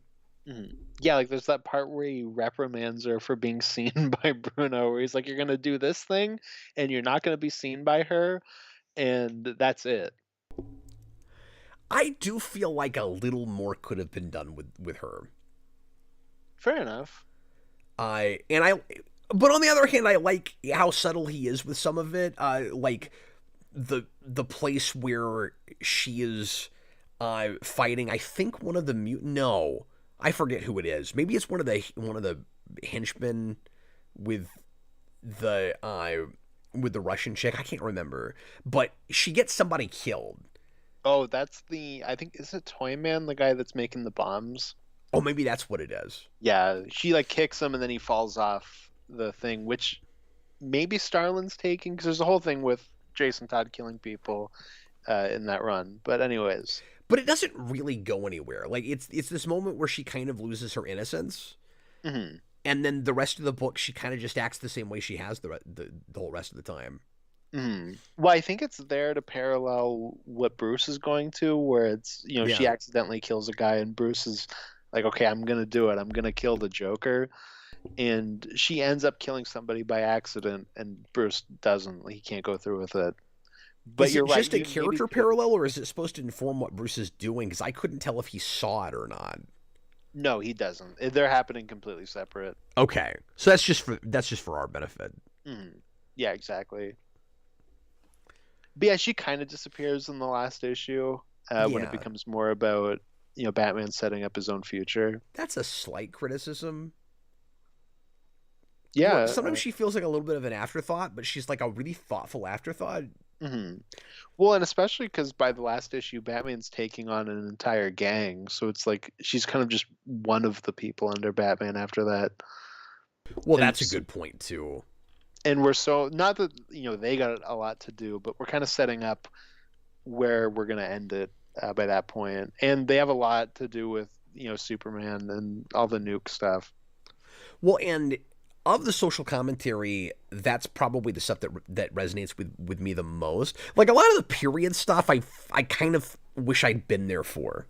You know what I mean? Where I'm like, I know the Reagan criticisms and the Cold War stuff, and what we're doing with nukes. Like, all of that, I'm sure would hit me differently if I had been an adult living through it. So, like, I get it, but it's kind of just there in a broader, more theoretical sense. Yeah. That's the better way to put it. Yeah, intellectually. I mean, the best thing he gets about Reagan is that he understands that Reagan says "well" a lot, because he says "well" in like every single speech bubble that he's in. Yeah. There's one that says it like 4 times in one bubble. It's awesome. But the part of it that probably resonated with me the most is like youth abandonment. Oh yeah, I really love that stuff, and I'd completely forgotten that that's what we're doing with Carrie Kelly's parents, where they basically just sit around smoking pot all day and like don't even care that they have a child. Yeah, and she doesn't get the way she does because her parents raised her right. It's because she goes off on her own and is real naive, and then ends up looking up to Batman because he saves her from rapists. Mm-hmm. Yeah, no, exactly. Which I think you're not supposed to say on YouTube, but you said it. It's what happens. He meant rapists. Those rappers. They're everywhere. They're all over the place. That's all we mean when there's things like the mutant leader says that he's gonna rap to Gordon's wife and things like that. That's all we mean. But yeah, like, I want to say bad parenting. It's like no parenting. And isn't it interesting that 4 years after this, the Ninja Turtles movie does what it does with the family motif with Shredder and his gang? Mm-hmm. That's all in the same milieu. Like, we're dealing with the same ideas there. And again, I have to remind myself that this isn't supposed to be set in the future. And that, because it's so heightened and it's so weird looking. I always think, oh, this is like a future Batman. No, the idea is, and I always thought this was part of what Frank Miller was getting at, is he's going, not your father's Batman. So it's like, it's right now, and Batman used to be this fun, kitschy, corny thing back in the 60s, but then the world got scary. Mm-hmm. And now this is what Batman turns into. Yeah, for sure. And I like that he doesn't do any cute, like, retro flashback stuff. Mm-hmm.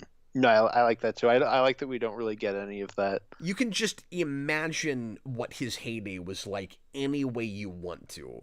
Because in this world, I'm not buying it being too rosy. It still would have looked bleak, but not this bleak. Yeah, exactly.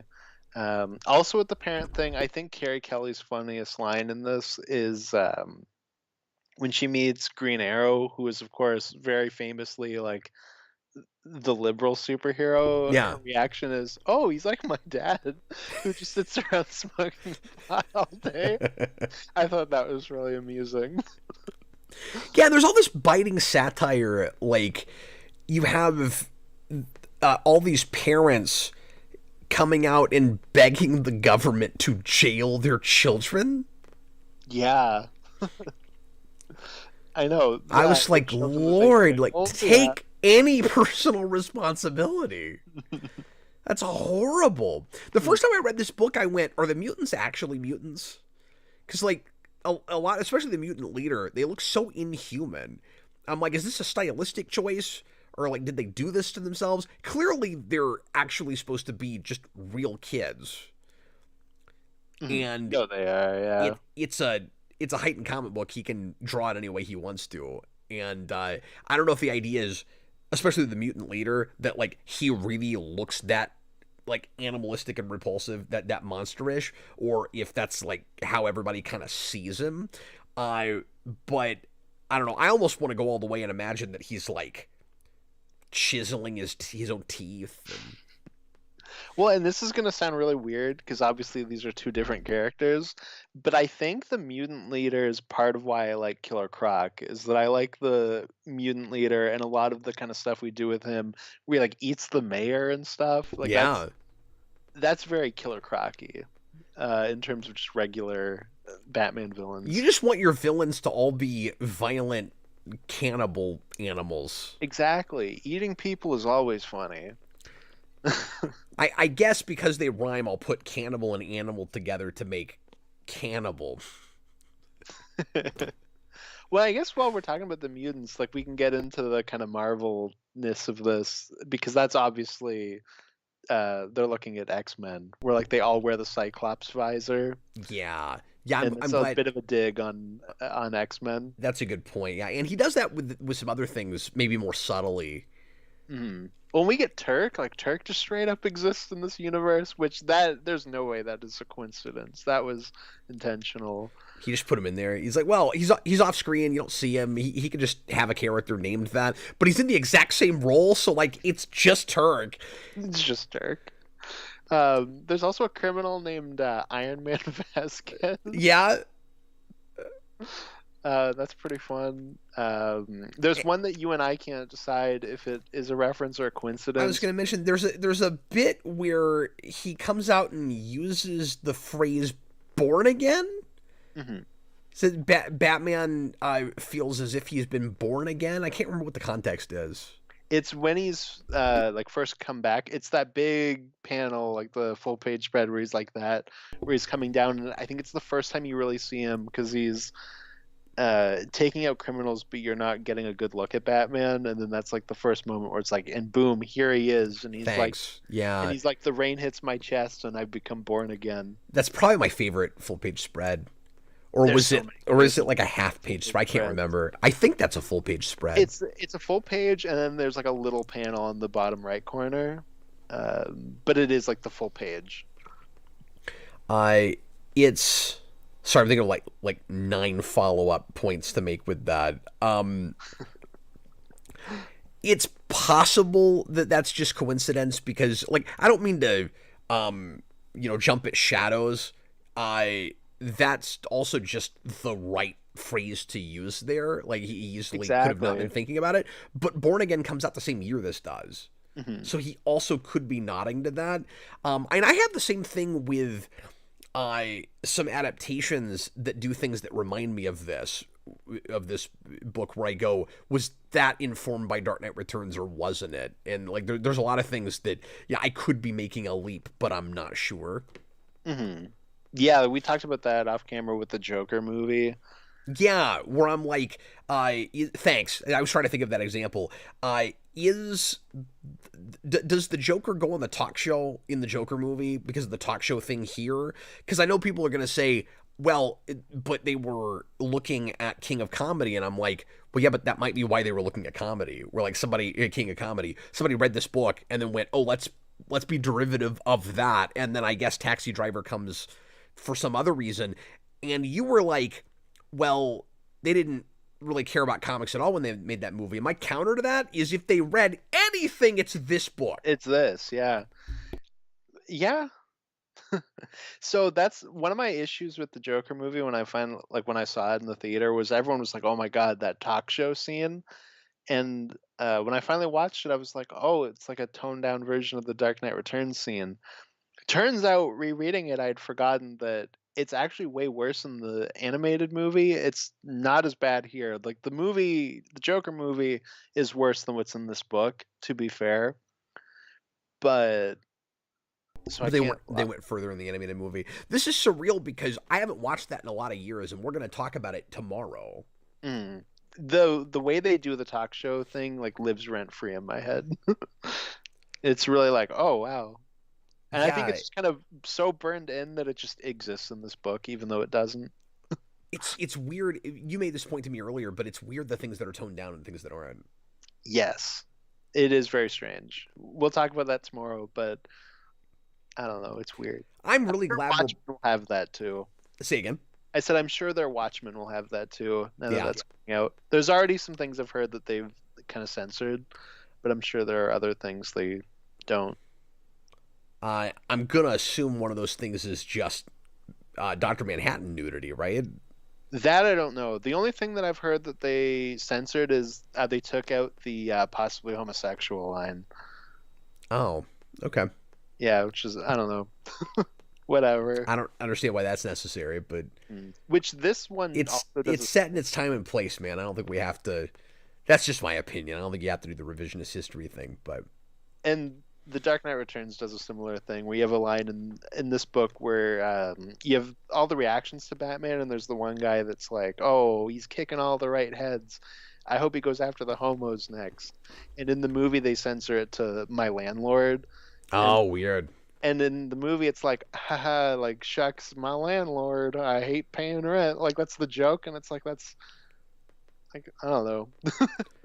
Well, and What like, this isn't it book okay saying- for people for like bad people to do things you don't like in a comic book or in a comic Well, book that's what I movie? was gonna And say. It's like such an oh shucks joke in the movie, but it's like a real social commentary thing in the book. yeah, and Yeah. like maybe it's a little different with Rorschach, where it's like in some ways, some of us admire Rorschach a little bit, even though obviously he he goes way too far in his philosophy and in his violence. And so I could see a person going, well, I don't want Rorschach to be homophobic, and I go, yeah, but that's part of his character.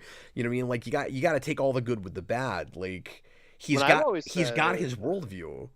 when I've always said Rorschach's not homophobic, he hates sexuality in like all forms. It's like the entire point Oh, of his backstory. that's true too. And people always just go, but he says this, and there's the other line about the sinful life for the lesbian hero that gets killed, and it's like, yeah, but his entire backstory is that he hates sexuality, like in any form. Yeah, because his mom was sleeping around all the time.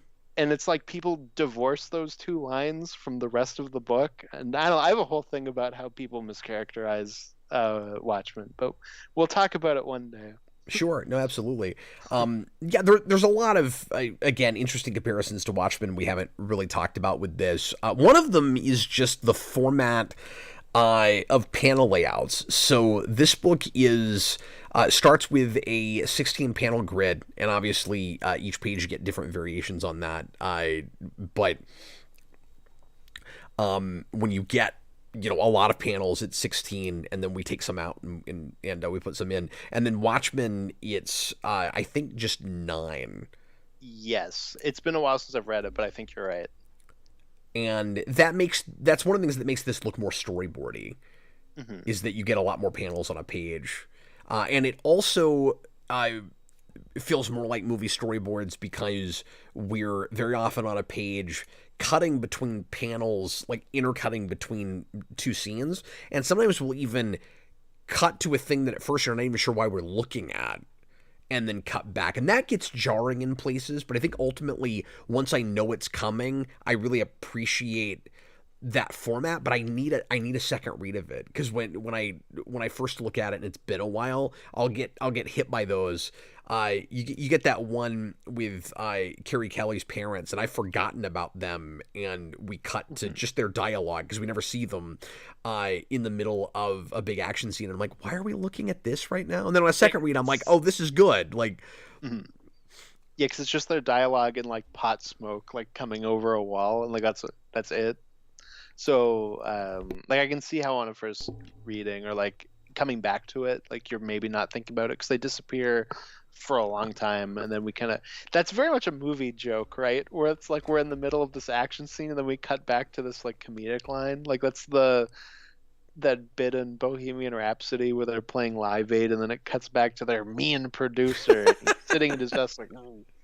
And there's places where it's really effective where, because we put a whole scene or part of a scene in between two panels, I actually remember a whole sequence better. For instance, you have the part where the mutant leader is kind of goading on a guard at the prison, sort of like the Joker does in Dark Knight. And he's like, it's actually a lot like that, because he's like, oh, do you have any kids? I like kids. Oh, do you have a wife? We put a whole scene in between those two panels, and there's something more disturbing and something that sticks with me more, where I've forgotten about the mutant leader, and then he comes back and there's a close-up of him just going, I like kids. I'm like, somehow the timing of it is way worse because of that. Well, because it's like you have space, so it's like, okay, like we're done that, and then it comes back and it's like, no, I really like kids, and it's like, oh, you're still on that? That's creepy. And that's using the medium to its fullest. That's some really sophisticated visual storytelling. And I have to say, even like, I don't know, panel storytelling. It's like, that's a thing that works in comics, and that would work in a movie, but it's still going to be paced differently.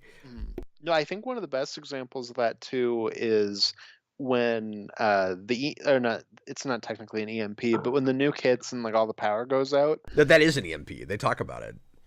Oh yeah, I guess technically, but I was like, I guess I should specify it's a nuke before somebody goes, It's a nuke that causes an EMP. Exactly, yeah.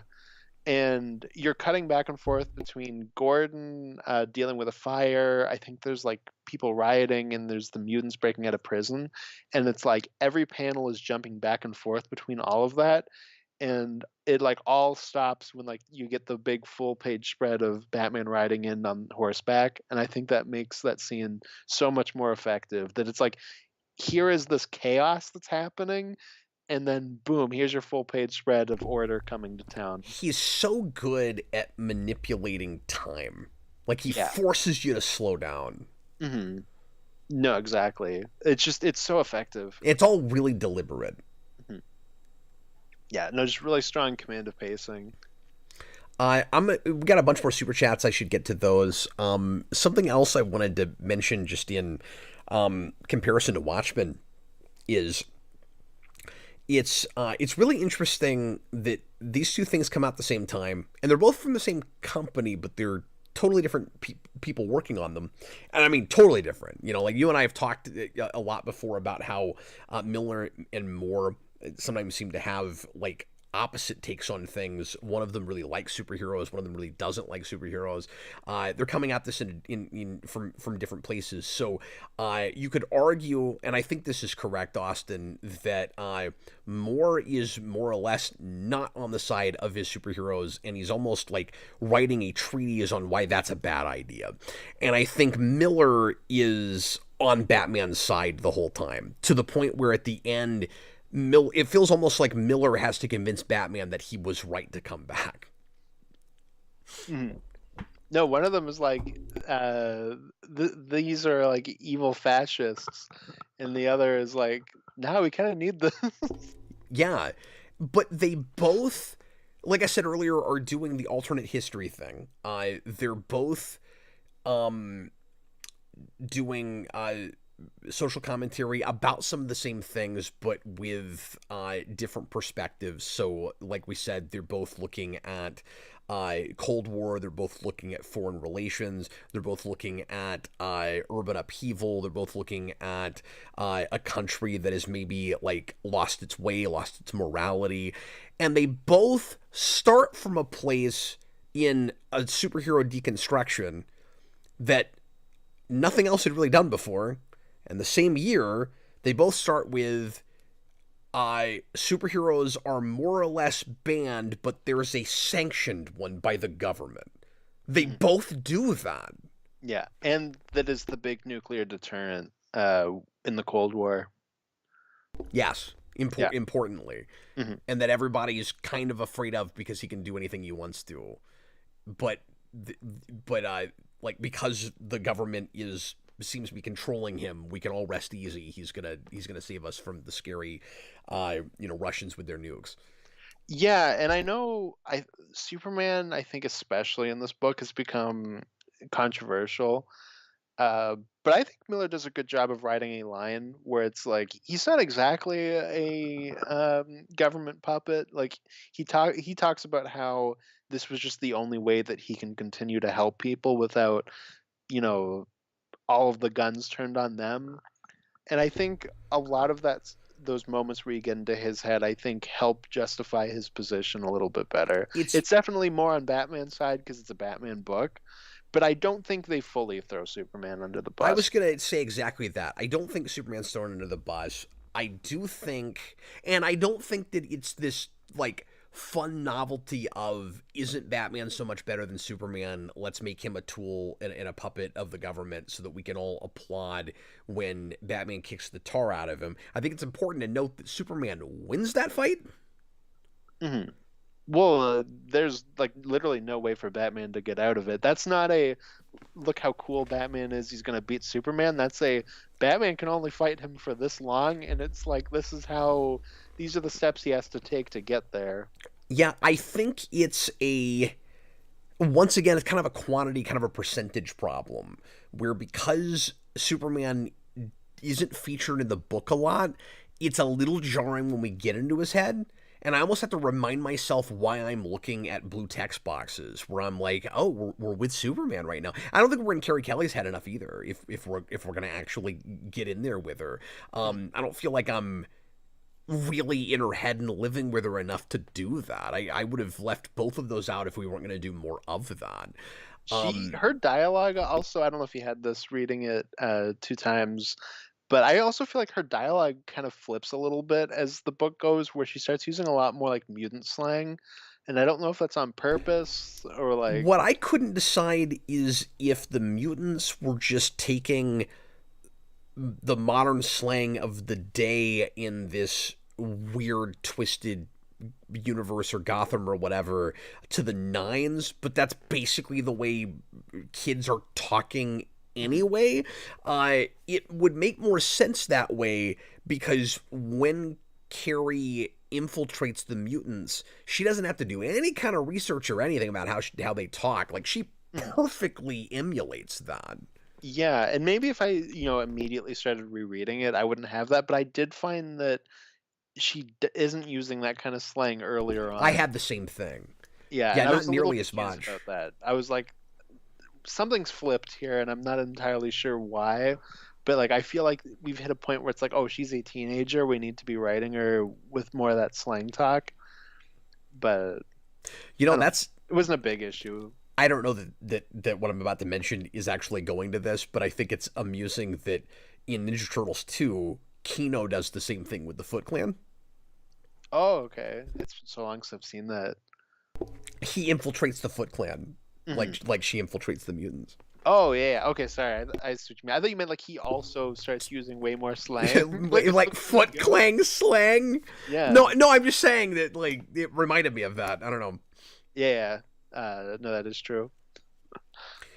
But yeah, I think Superman is actually impressively sympathetic. But again, it's another thing where you need a couple of, I think, like, close succession reads to really appreciate what Miller is doing that, where he's a little tragic too. And I think Miller is trying to compensate by, we were talking earlier about how these are 4 separate books that are still building to something. We are progressing toward an eventual throwdown with Batman and Superman from the second book on. And again, some of the contemporary criticisms of this book, reviews of this said that fight at the end comes out of nowhere. We weren't building to it. I'm like, what are you talking about? Like, Superman immediately is like, I really don't want to have to do this, but you're going to force my hand because you just keep pushing it. And this is what you did back then. We're introduced to him through Reagan saying, he's going to give us no choice. You're going to have to go fight him. And Superman says, well, I'll talk to him. And then in the third book, he is dealing with the nuclear crisis, and we're setting all of that up. So, like, we are setting up. See, I think the problem is on a first read, you don't know what the connective tissue is exactly, because it doesn't feel like there's a big climax we're building to, because there's not that crystal clear through all the way through. There's not like a master villain plot or something, but there is the big nuclear threat in the background. And then on a second read especially, you realize, okay, we've been building not only to Batman and Superman throwing down at the end, but also the EMP. Just, like, all the way through. Yeah. No, exactly. It's really, like, expertly plotted in that way. Yeah. It's just not as, like, clearly, obviously interconnected the way Watchmen is. No, and it's not holding your hand about it. It is definitely something you pick up more as you reread it. What was I going to say? Oh, another amusing thing that I had this time is that I was thinking about this time is I love that Batman's like on the ground. He was like bleeding out from the Joker fight, and then the nuke happens and all the power goes out, and then Batman suddenly wakes up and he's just like, Clark, you idiot! What have you done? Let's go ahead and get through these super chats. MP, $10. Appreciate that, man. He says, I find it ironic that many critics of Dark Knight Returns blame for the push to make Batman a loner. I don't know what blame means there. And yet this book showcases the importance of characters like Robin and even ends with Bruce surrounded by allies. Yeah, that's a terrific point. Mm. He needs people. He can't do it himself. I guess maybe people kind of looked at the like, okay, soldier, like you're like stay out of my way stuff that he does with Robin, and kind of misinterpreted that. Well, I missed the point on that for the longest time. So I sympathize with that. Yeah, like maybe that's kind of what they built off of for that, is what they're thinking. Well, I said earlier, Miller does some counterintuitive stuff. Like at first glance, you'd go, well, the reason to bring a Robin in would be to give Batman somebody to talk to, and he doesn't do that. Mm-hmm. Like, he's a loner, and that's like a mistake he's making. He's enacting like a loner. Mm-hmm.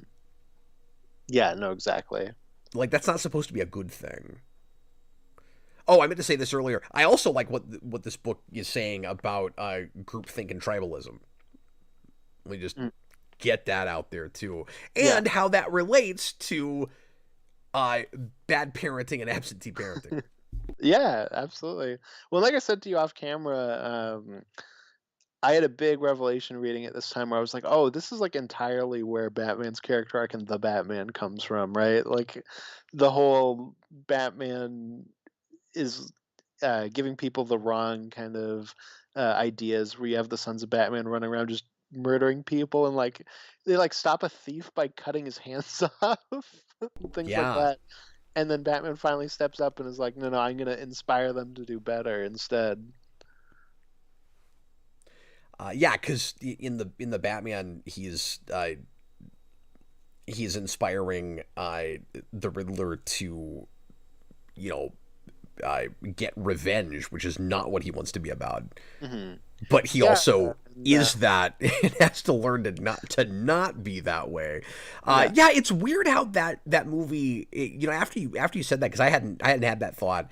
It's weird how that movie is then kind of both year one and this. No, that is true. Well, and like I said to you, the big thing that made me... Now, it's like 80-20. The big thing that made it click in is because obviously you have the I Am Vengeance thing in that movie. But here, the Sons of Batman keep going like, oh, we're going to take you to hell. We're going to take you to hell.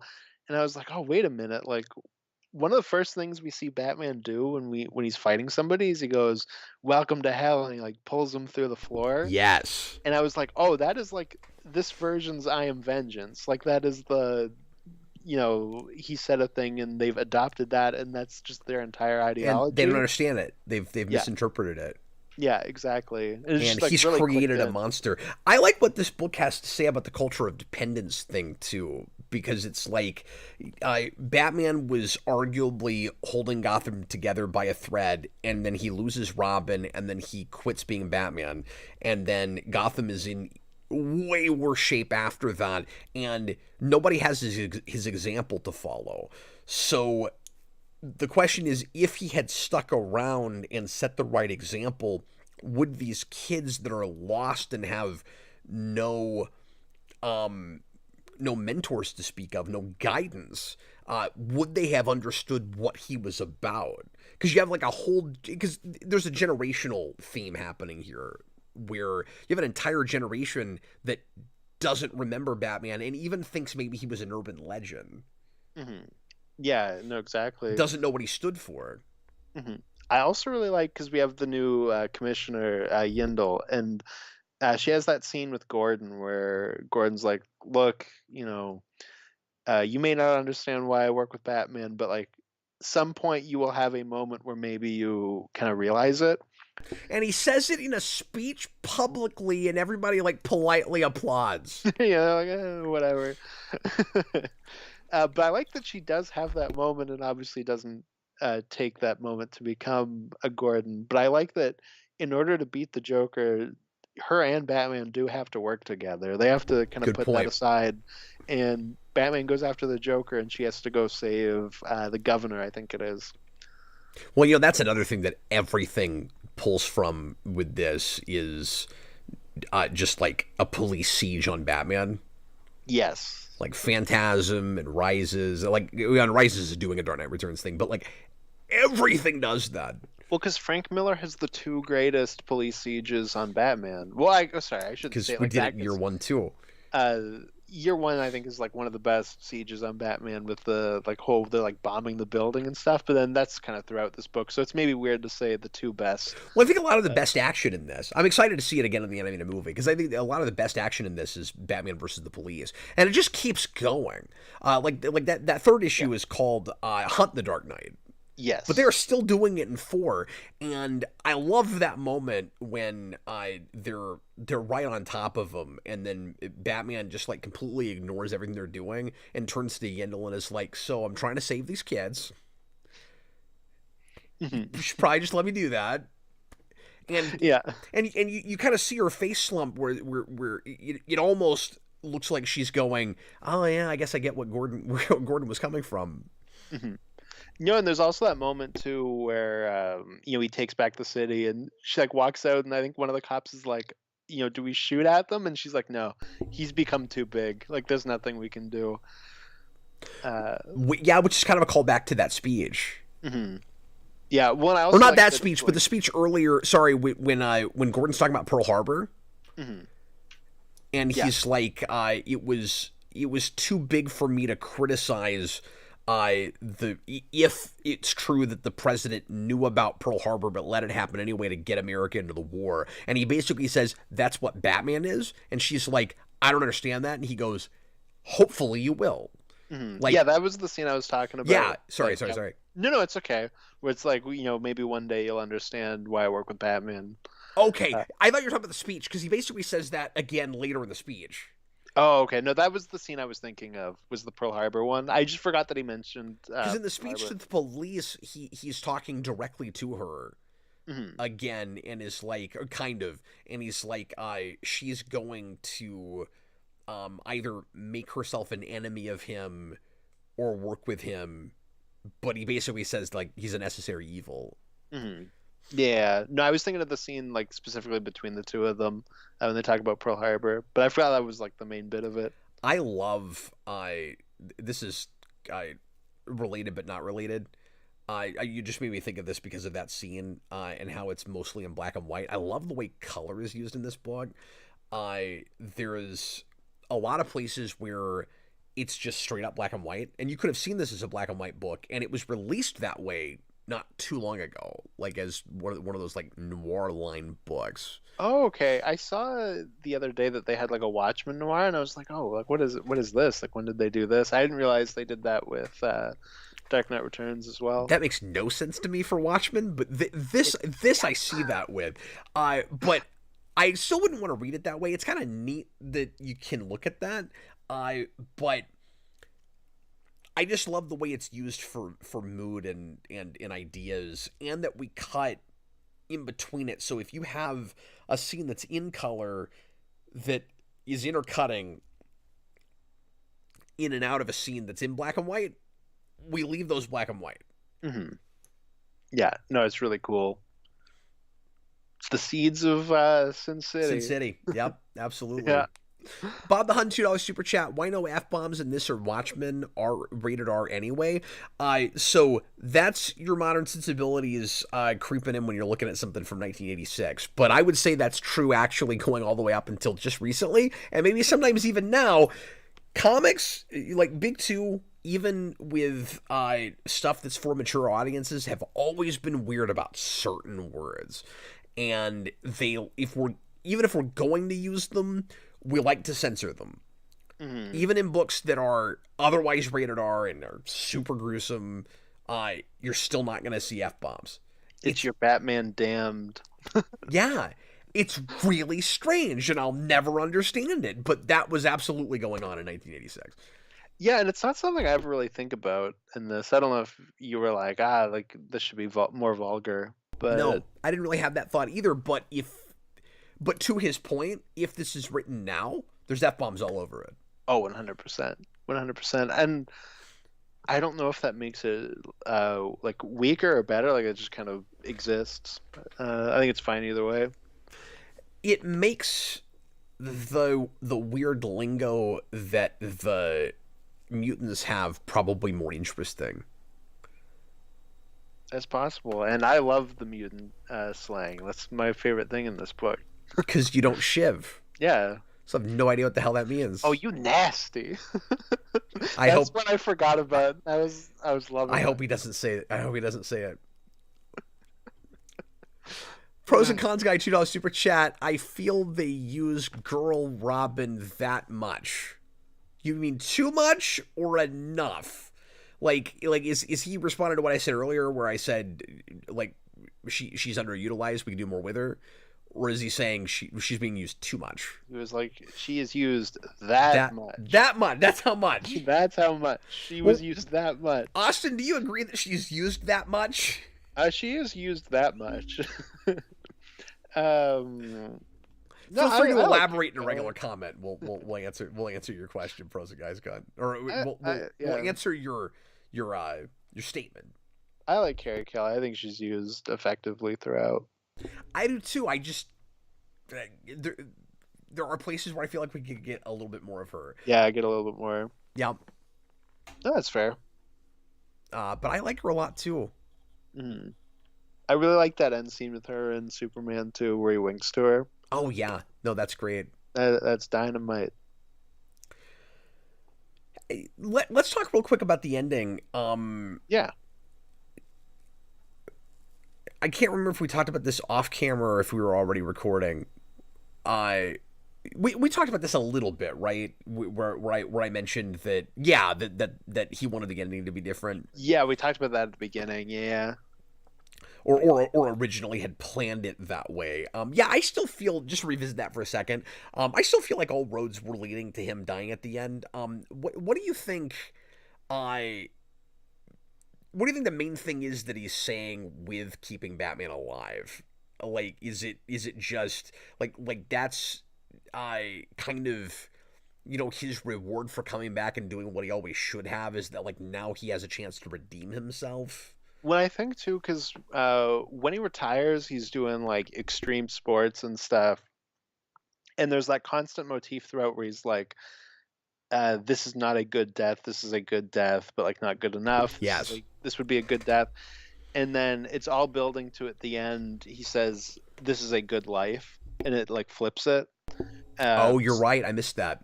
So I think it's entirely like this Bruce Wayne, at least to some degree, is kind of looking for that death. And that's also the Batman, because he kind of has a death wish in that.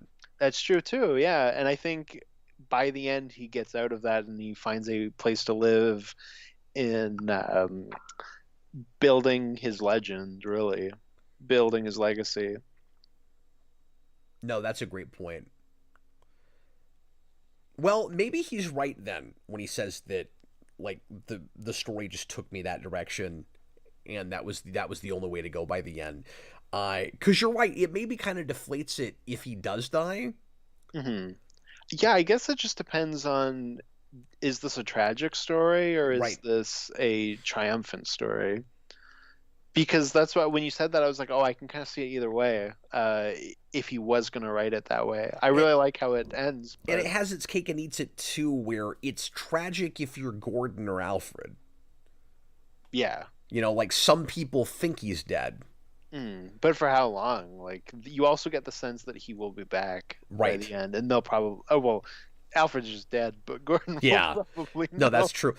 But that's also why, just getting back to a point you made earlier, that's also why, if you really wanted to, I could reconcile this fine with something like Batman Beyond, where you do this story and then Batman Beyond happens sometime after it. Sure, yeah. But with like 100 Batman Beyonds. Well, sure. Yeah, sure. I want that version of Batman Beyond. I always have to remind myself that Bruce is only 55 in this. Like, I always feel like he should be like 70. Yeah, I think it's just he's lived such a hard life. He's so much more rugged. And everybody's kind of ugly and older looking in this book. Like, well, in Batman, like Bruce Wayne being 55 justifies Alfred being alive still a little bit more.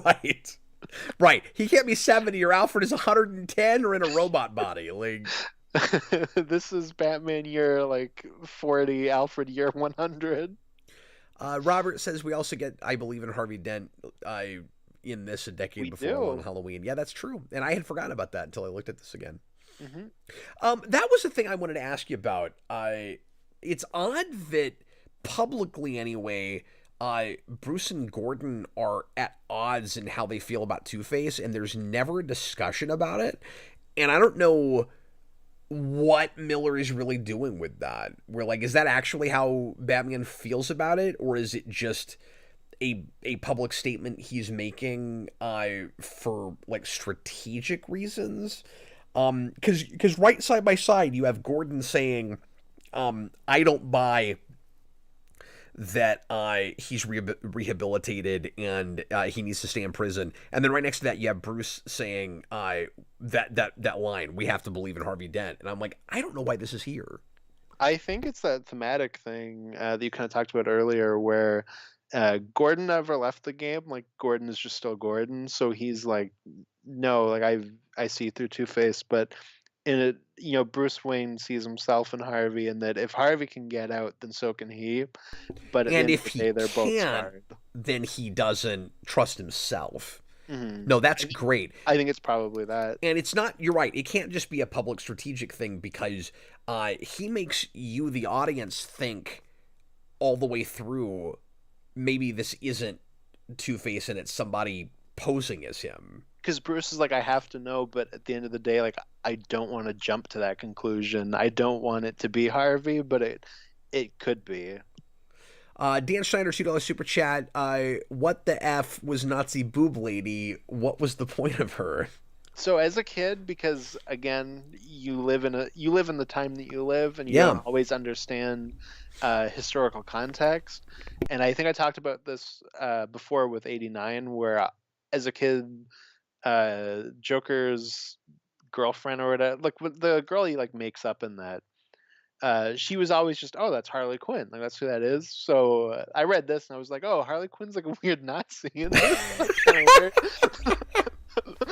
Who's got bad teeth, and yeah, that's really funny. Like Ivan Drago. Like Lady Ivan Drago. So Bruno is strange.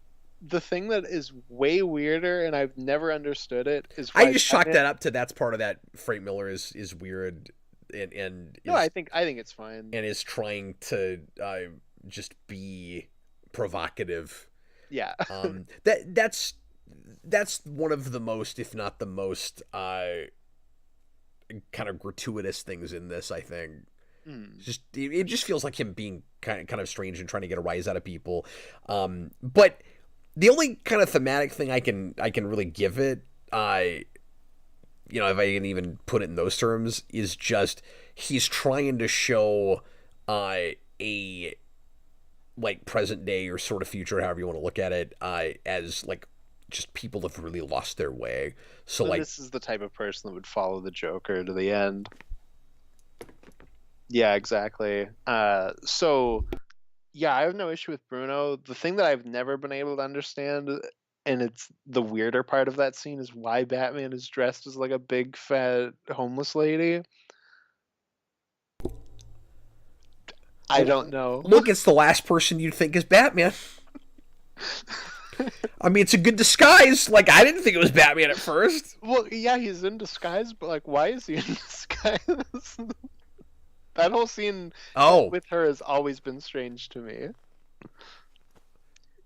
Yeah, is he just reconnaissance? Well, because he's going after them, but like he could just go after them. But also, they're robbing a store, and he's like planted inside the store as like a customer.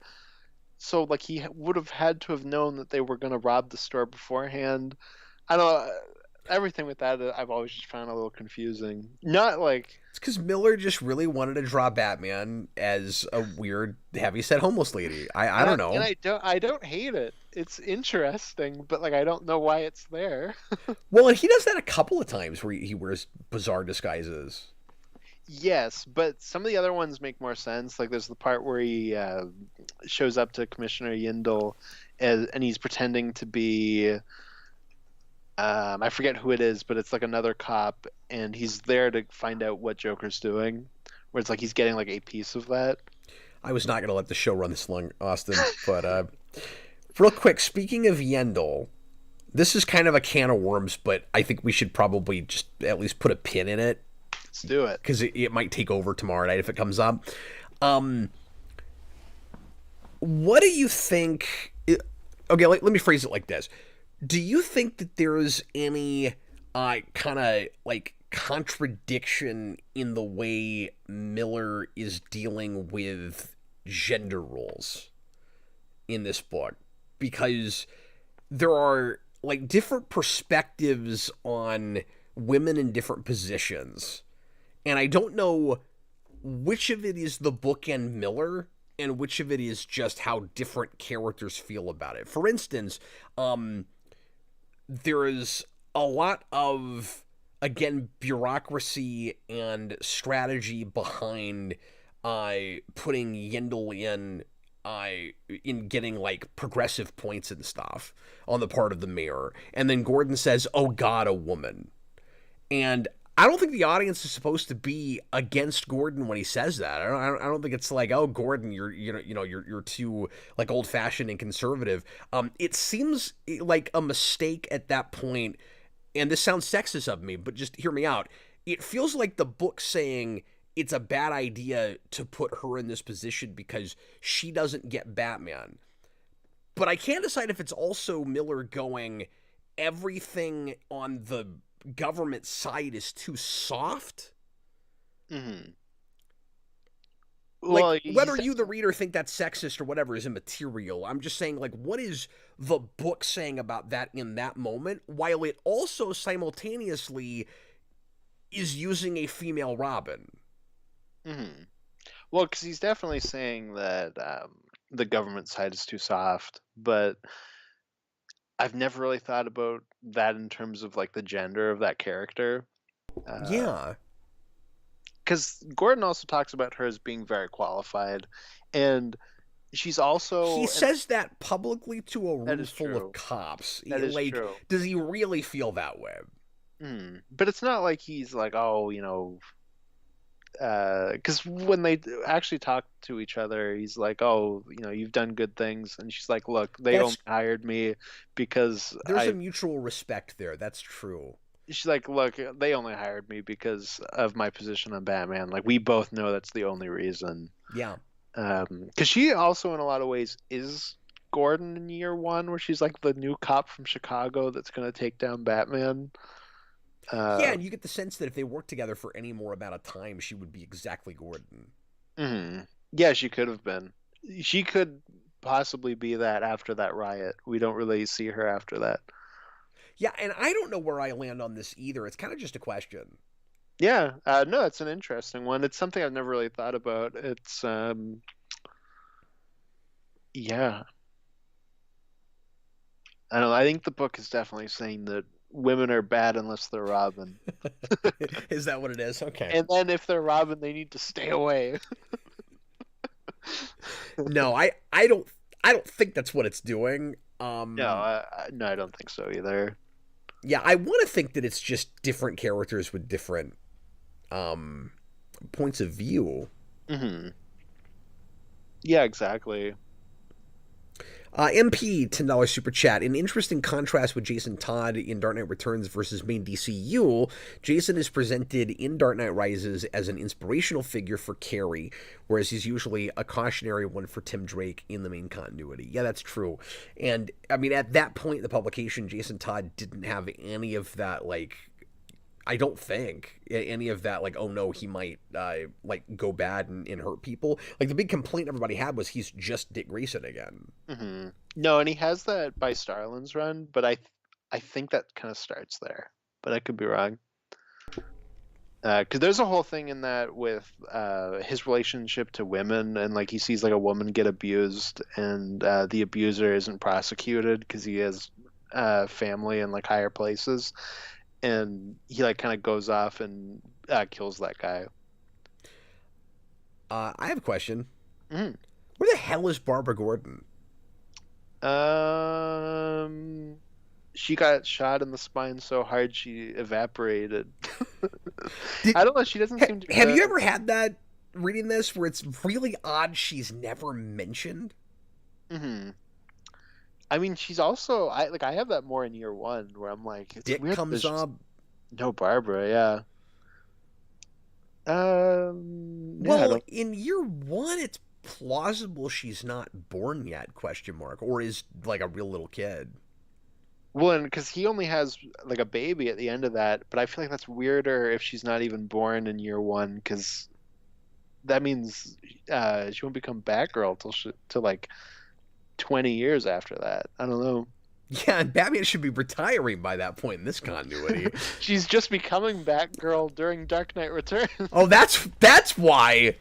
Maybe Frank Miller just doesn't like that as an idea and doesn't use it. I don't know. Maybe not. I don't know. Because, like, Dick is mentioned, and we know where Wonder Woman is, and so, like, it's not like he's not thinking about these other... Yeah, it's not like he's not thinking about these other... Yeah, Green Lantern went back to space. That's all we got about... It's not ruined by capitalism. That is... Oh, my God, that's great. Now, that's another provocative and iconic thing where and just weird and sticks with you. The brutally broken Catwoman in the Wonder Woman forced suit. in a Wonder Woman suit. I don't know what he's saying with that. I have no idea what he's saying. I have with no that, idea what to do with that. I'm sure somebody can give me a real pretentious read. I have no idea what that is. That actually really confused me as a kid, because I was like, oh, that was supposed to be Wonder Woman? Oh, okay. And then, like, obviously it's not. It's Selena Kyle. But I have no idea what he's saying with that. Maybe just because she's, like, the ideal woman and, like, the symbol of that. I don't know. And it's like, look how it's been corrupted. Yeah, I mean, I haven't thought about it long enough to come up with a BS, like, college blue book explanation, but just, while I'm reading it, I'm like, I don't know what this means. Yeah, I'm not sure either. I like that Bruce and Joker both have a respect for her, and I like that they're, like, everyone at this point is not just who they were. Like, I do like that Selena Kyle is kind of schlubby and not in, like, the same kind of peak performance. Like, she can't become Catwoman at this point again. Well, that's another thing that Watchmen kind of does, too. Mm-hmm. That is true. And Watchmen's got that generational thing. Mm-hmm. We could have... Well, I guess we kind of do with Dark Knight Strikes Back, because Carrie Kelly becomes, like, another Catwoman in that book. Excuse me, it strikes again? No. It strikes back. I've declared it. It is officially Strikes Back. You know this really old comic book, The Dark Knight Strikes Back? The most famous comic ever made. But not really. But not really, because a lot of people don't like it. It's not very good. Chipaga's love for $5 super At some chat. point I'll read it. Making me say this word again. The rape is way toned down in the animated movie. They cut like 80% of it out. I'm kind of experimenting to see if I get flagged for saying that more than once. I'm just curious. Along with Joker killing the Boy Scouts with poison ice cream. Well, we'll see that tomorrow. I haven't seen it in a long time, so I don't remember where the toned down bits are. But that doesn't surprise me. Mm-hmm. But then there's other places where it's not, like when Joker goes like on a shooting spree, where in this you just see their bodies, while in that you see him shoot them. And there's a thing that I won't spoil since you don't remember with the TV show, but yeah, a lot of that stuff's kind of toned down in language. I just hate this thing where we're so worried about people misconstruing us. I'm gonna soapbox for a second, and this will seem vaguely political, but this is just how I feel about it. I don't like how when we're making entertainment these days, we're so worried about people misconstruing us as sexist or racist or whatever, that, like I said earlier, we can't let bad people do bad things. It's like, oh, you put a man mistreating a woman in a movie and now you're sexist? Like, not if Batman beats the crap out of him. I don't understand that. No, let those things happen. And then we'll hate the guy we're supposed to hate, and we'll like the guy we're supposed to like actions and consequences, right? Like, it's not gratuitous any more than seeing somebody get stabbed 5 or 6 times, because what it suggests then, if you're going to be consistent, is that you're telling the audience it's fun to watch a person get stabbed, but it's not fun to watch horrible things. Like, it's not fun to watch horrible things happen to women, but it's also not fun to watch people get stabbed. So, like, let bad things happen to people in your story about bad things happening to people. Mm-hmm. Whether you want to actually show it on screen or not is whatever. Speaking of that kind of thought, one thing that I think will always stick with me after this reading, because it like really hurt my feelings on this reading. It's like, now that you've made everyone unsubscribe from the channel, here's the point I'd like to make. No, like, speaking of rape, no, Austin! I didn't say you could keep saying speaking of rap, no, but I'll take the rapist. in terms of just, you can have people do bad things when it's, bad. One thing I think will always stick with me now after this reading, and like really hurt my feelings today when I was rereading this, is when we live with that mom that's like on her, like the single mother who like can't get by. She's like unable to pay her bills, and she like spends her $10 on buying her kid like an art set, and then the mutants steal it and like put a bomb in her purse, and they like push her out of the train, and she's like looking into her purse and she's like, what's this? And then it just cuts to the news and it's like, oh, like a woman blew up today, like just like really casually. That really hit me. That one's messed up. That was the one I was trying to think of when I mentioned the other example. That's the better example. That like really hurt my feelings this time. I was like, that sucks. That was really upsetting. I was even a little bit bothered by the kid that gets kidnapped by the mutants. Oh, that classic scene. The scene from RoboCop. Yeah, I never do well with scenes like that. Mm-hmm. Well, and that's the famous Snyder Batman shoots a man between the eyes shot. Oh, yeah. But yeah, like that's and it's worse in a situation like that when it's not just generically, oh, a kid got kidnapped. It's the mutants like ready to kill him at any moment, and like, just letting him soil himself, and just all that, just bothers it gets me. Like really uncomfortable. Yeah. No, that's again, it's supposed to be. Like, yeah, no, that's great stuff. Like it works really well. It's very effective, and then it makes you feel, that strength of Batman. Like that's a place where Frank Miller understands the power fantasy of it all. Yeah, the catharsis of something terrible happens to you as a kid, and then you can, you like embrace Batman. Mm-hmm. Yeah, exactly. And it's like, these people are going to get their just desserts, these a-holes, mistreating this baby. No, the way that resolves is great. I mean, you want to see Batman, saving the kid he was. Dan Snyder, $2 super chat. How Superman is treated is why some people hate this. Yeah, we talked about that a little bit earlier. Mm-hmm. Yeah, and I can understand it, but I think at this point I've come to a place where misunderstood. Yeah, exactly. Also with the baby thing, that's also like one of the best Batman one-liners is the like, I'll do it, man, I'll do it. I believe you. Yeah. It's so cold. Okay, we've been here a lot longer than we were going to be. We're going to talk It is Dark Knight Returns. That's true, but we are going to talk more about this tomorrow. I'm glad we got a lot of the big story stuff talked about. Yeah, because I also feel like I'm not going into tomorrow like, I've got nothing to say. Like, we've already said it all. No, there'll be plenty to talk about just in that, because I want to focus on adaptation, and we'll be able to do that. And so we'll probably preface that show with, okay, look, we just did 2.5 hours in Dark Knight Returns. Yeah. If you want to hear us talk more about, what Frank Miller was doing, and it'll come up some, obviously, like what the actual story is. Yeah, of course. But that way we don't have to...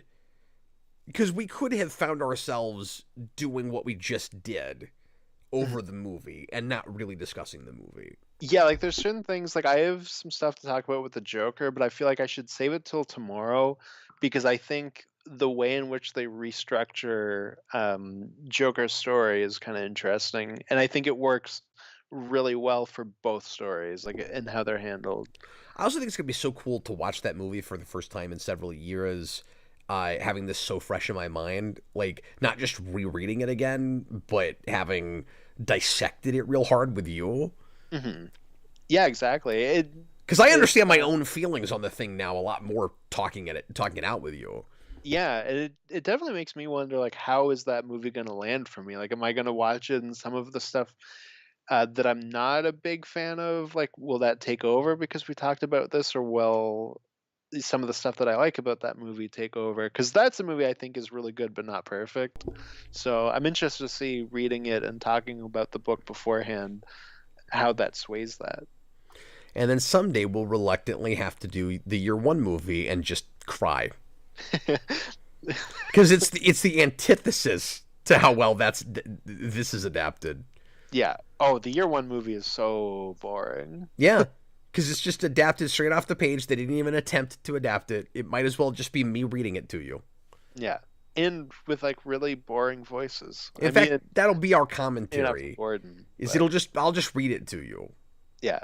There you go. It'll be a dramatic reading of year one. It'll be better than the movie. Guarantee it. I'll dress up as Batman. You can be Gordon. Yep. And except we have to cut smoking because it's that kind of a thing. We have to tone that part down, even though that's some of the best stuff. But we can't even say, and then he smokes? No.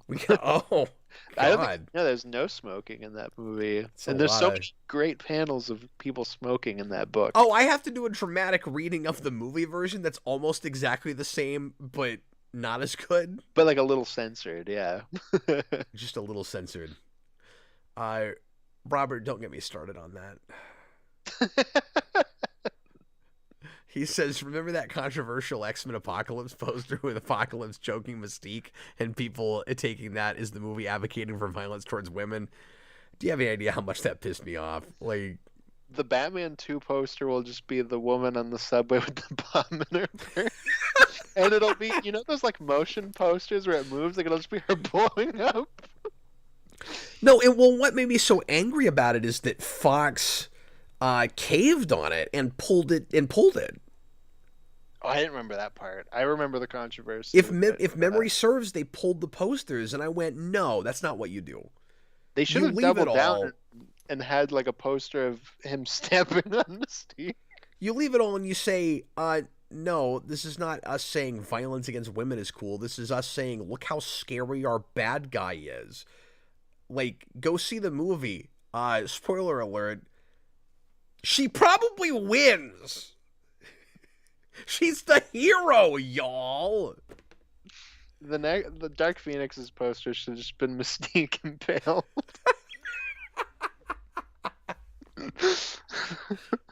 Well, and also, I think it's important to note that violence against women and violence against characters I hate are two separate issues. Mm.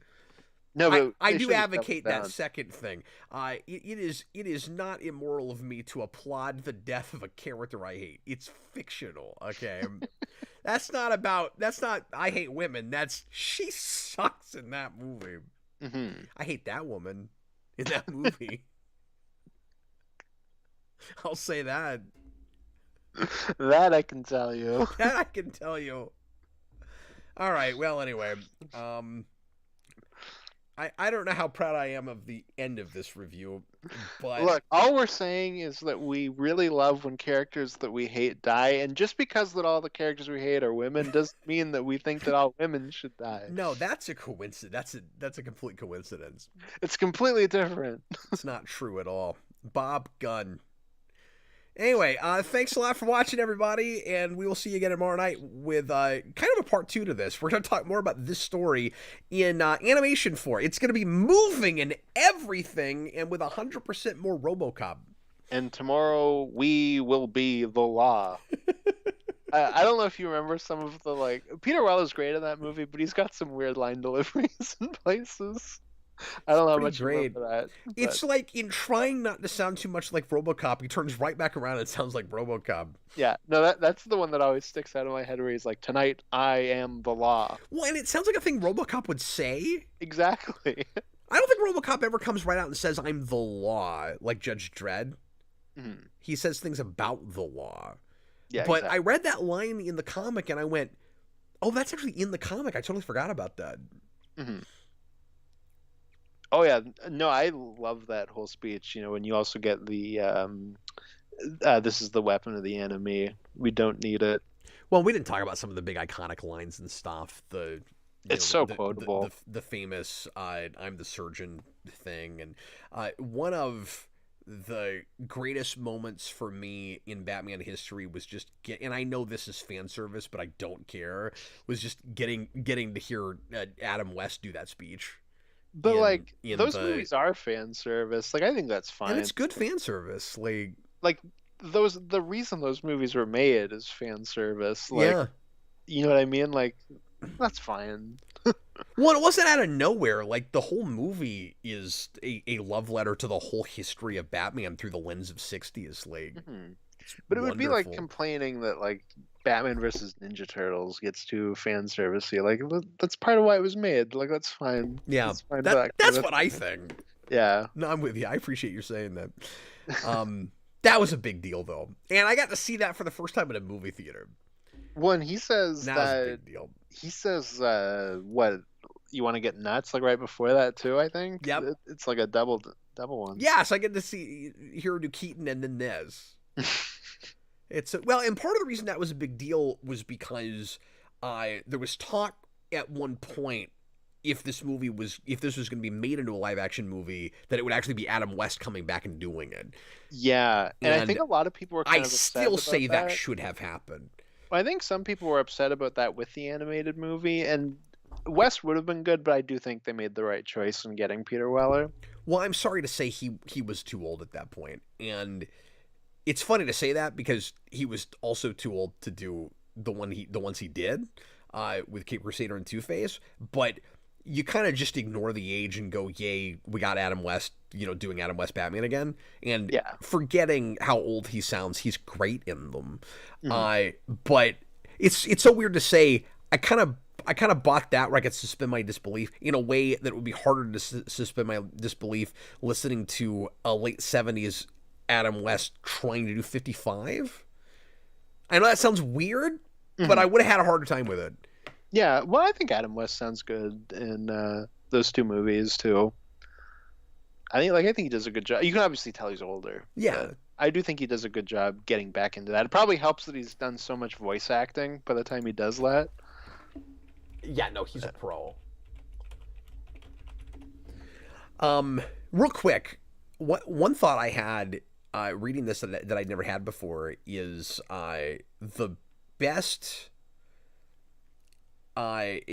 Forgetting people that had played Batman before, at one time in his career, the best choice for Dark Knight Returns Batman was probably Ron Perlman. Fascinating. Yeah, I can kind of see that. I wouldn't have thought of that. Now, I think you might have had to make it in such a way where he's never Bruce Wayne. Because I don't know if I can see that, but I see him in the Batsuit. I mean, he's a beast. He'd fill the suit out, man. No, I was watching old Wayne's World skits the other day, and I forget who they're talking about. But this is like in 1990, and they're like, "Oh, this guy is a beast. He looks like Ron Perlman. He's Perlman-esque." That's been on my mind all day. Perlman-esque. James Egan, real quick before we finish up here, thanks for the super chat. $7.99 Australian. Can you see why Snyder thinks Batman kills in this after reading this? He might have just looked at the pages and not read it. Oh, I've always said that. Yeah, 100%. I will give him, I guess, like as a kid, I was kind of confused by the part where he shoots the mutant. I could see if you're just looking at that image, you could think that he kills that person when it's really he like shot her through the shoulder. But yeah, like if you've read this book cover to cover, there should be no part of you that's like, oh, Batman's killing people through this, because he's not. Yeah, but also, and I know I've made this point 100,000 times, but the Batman in that movie doesn't kill except for when he does.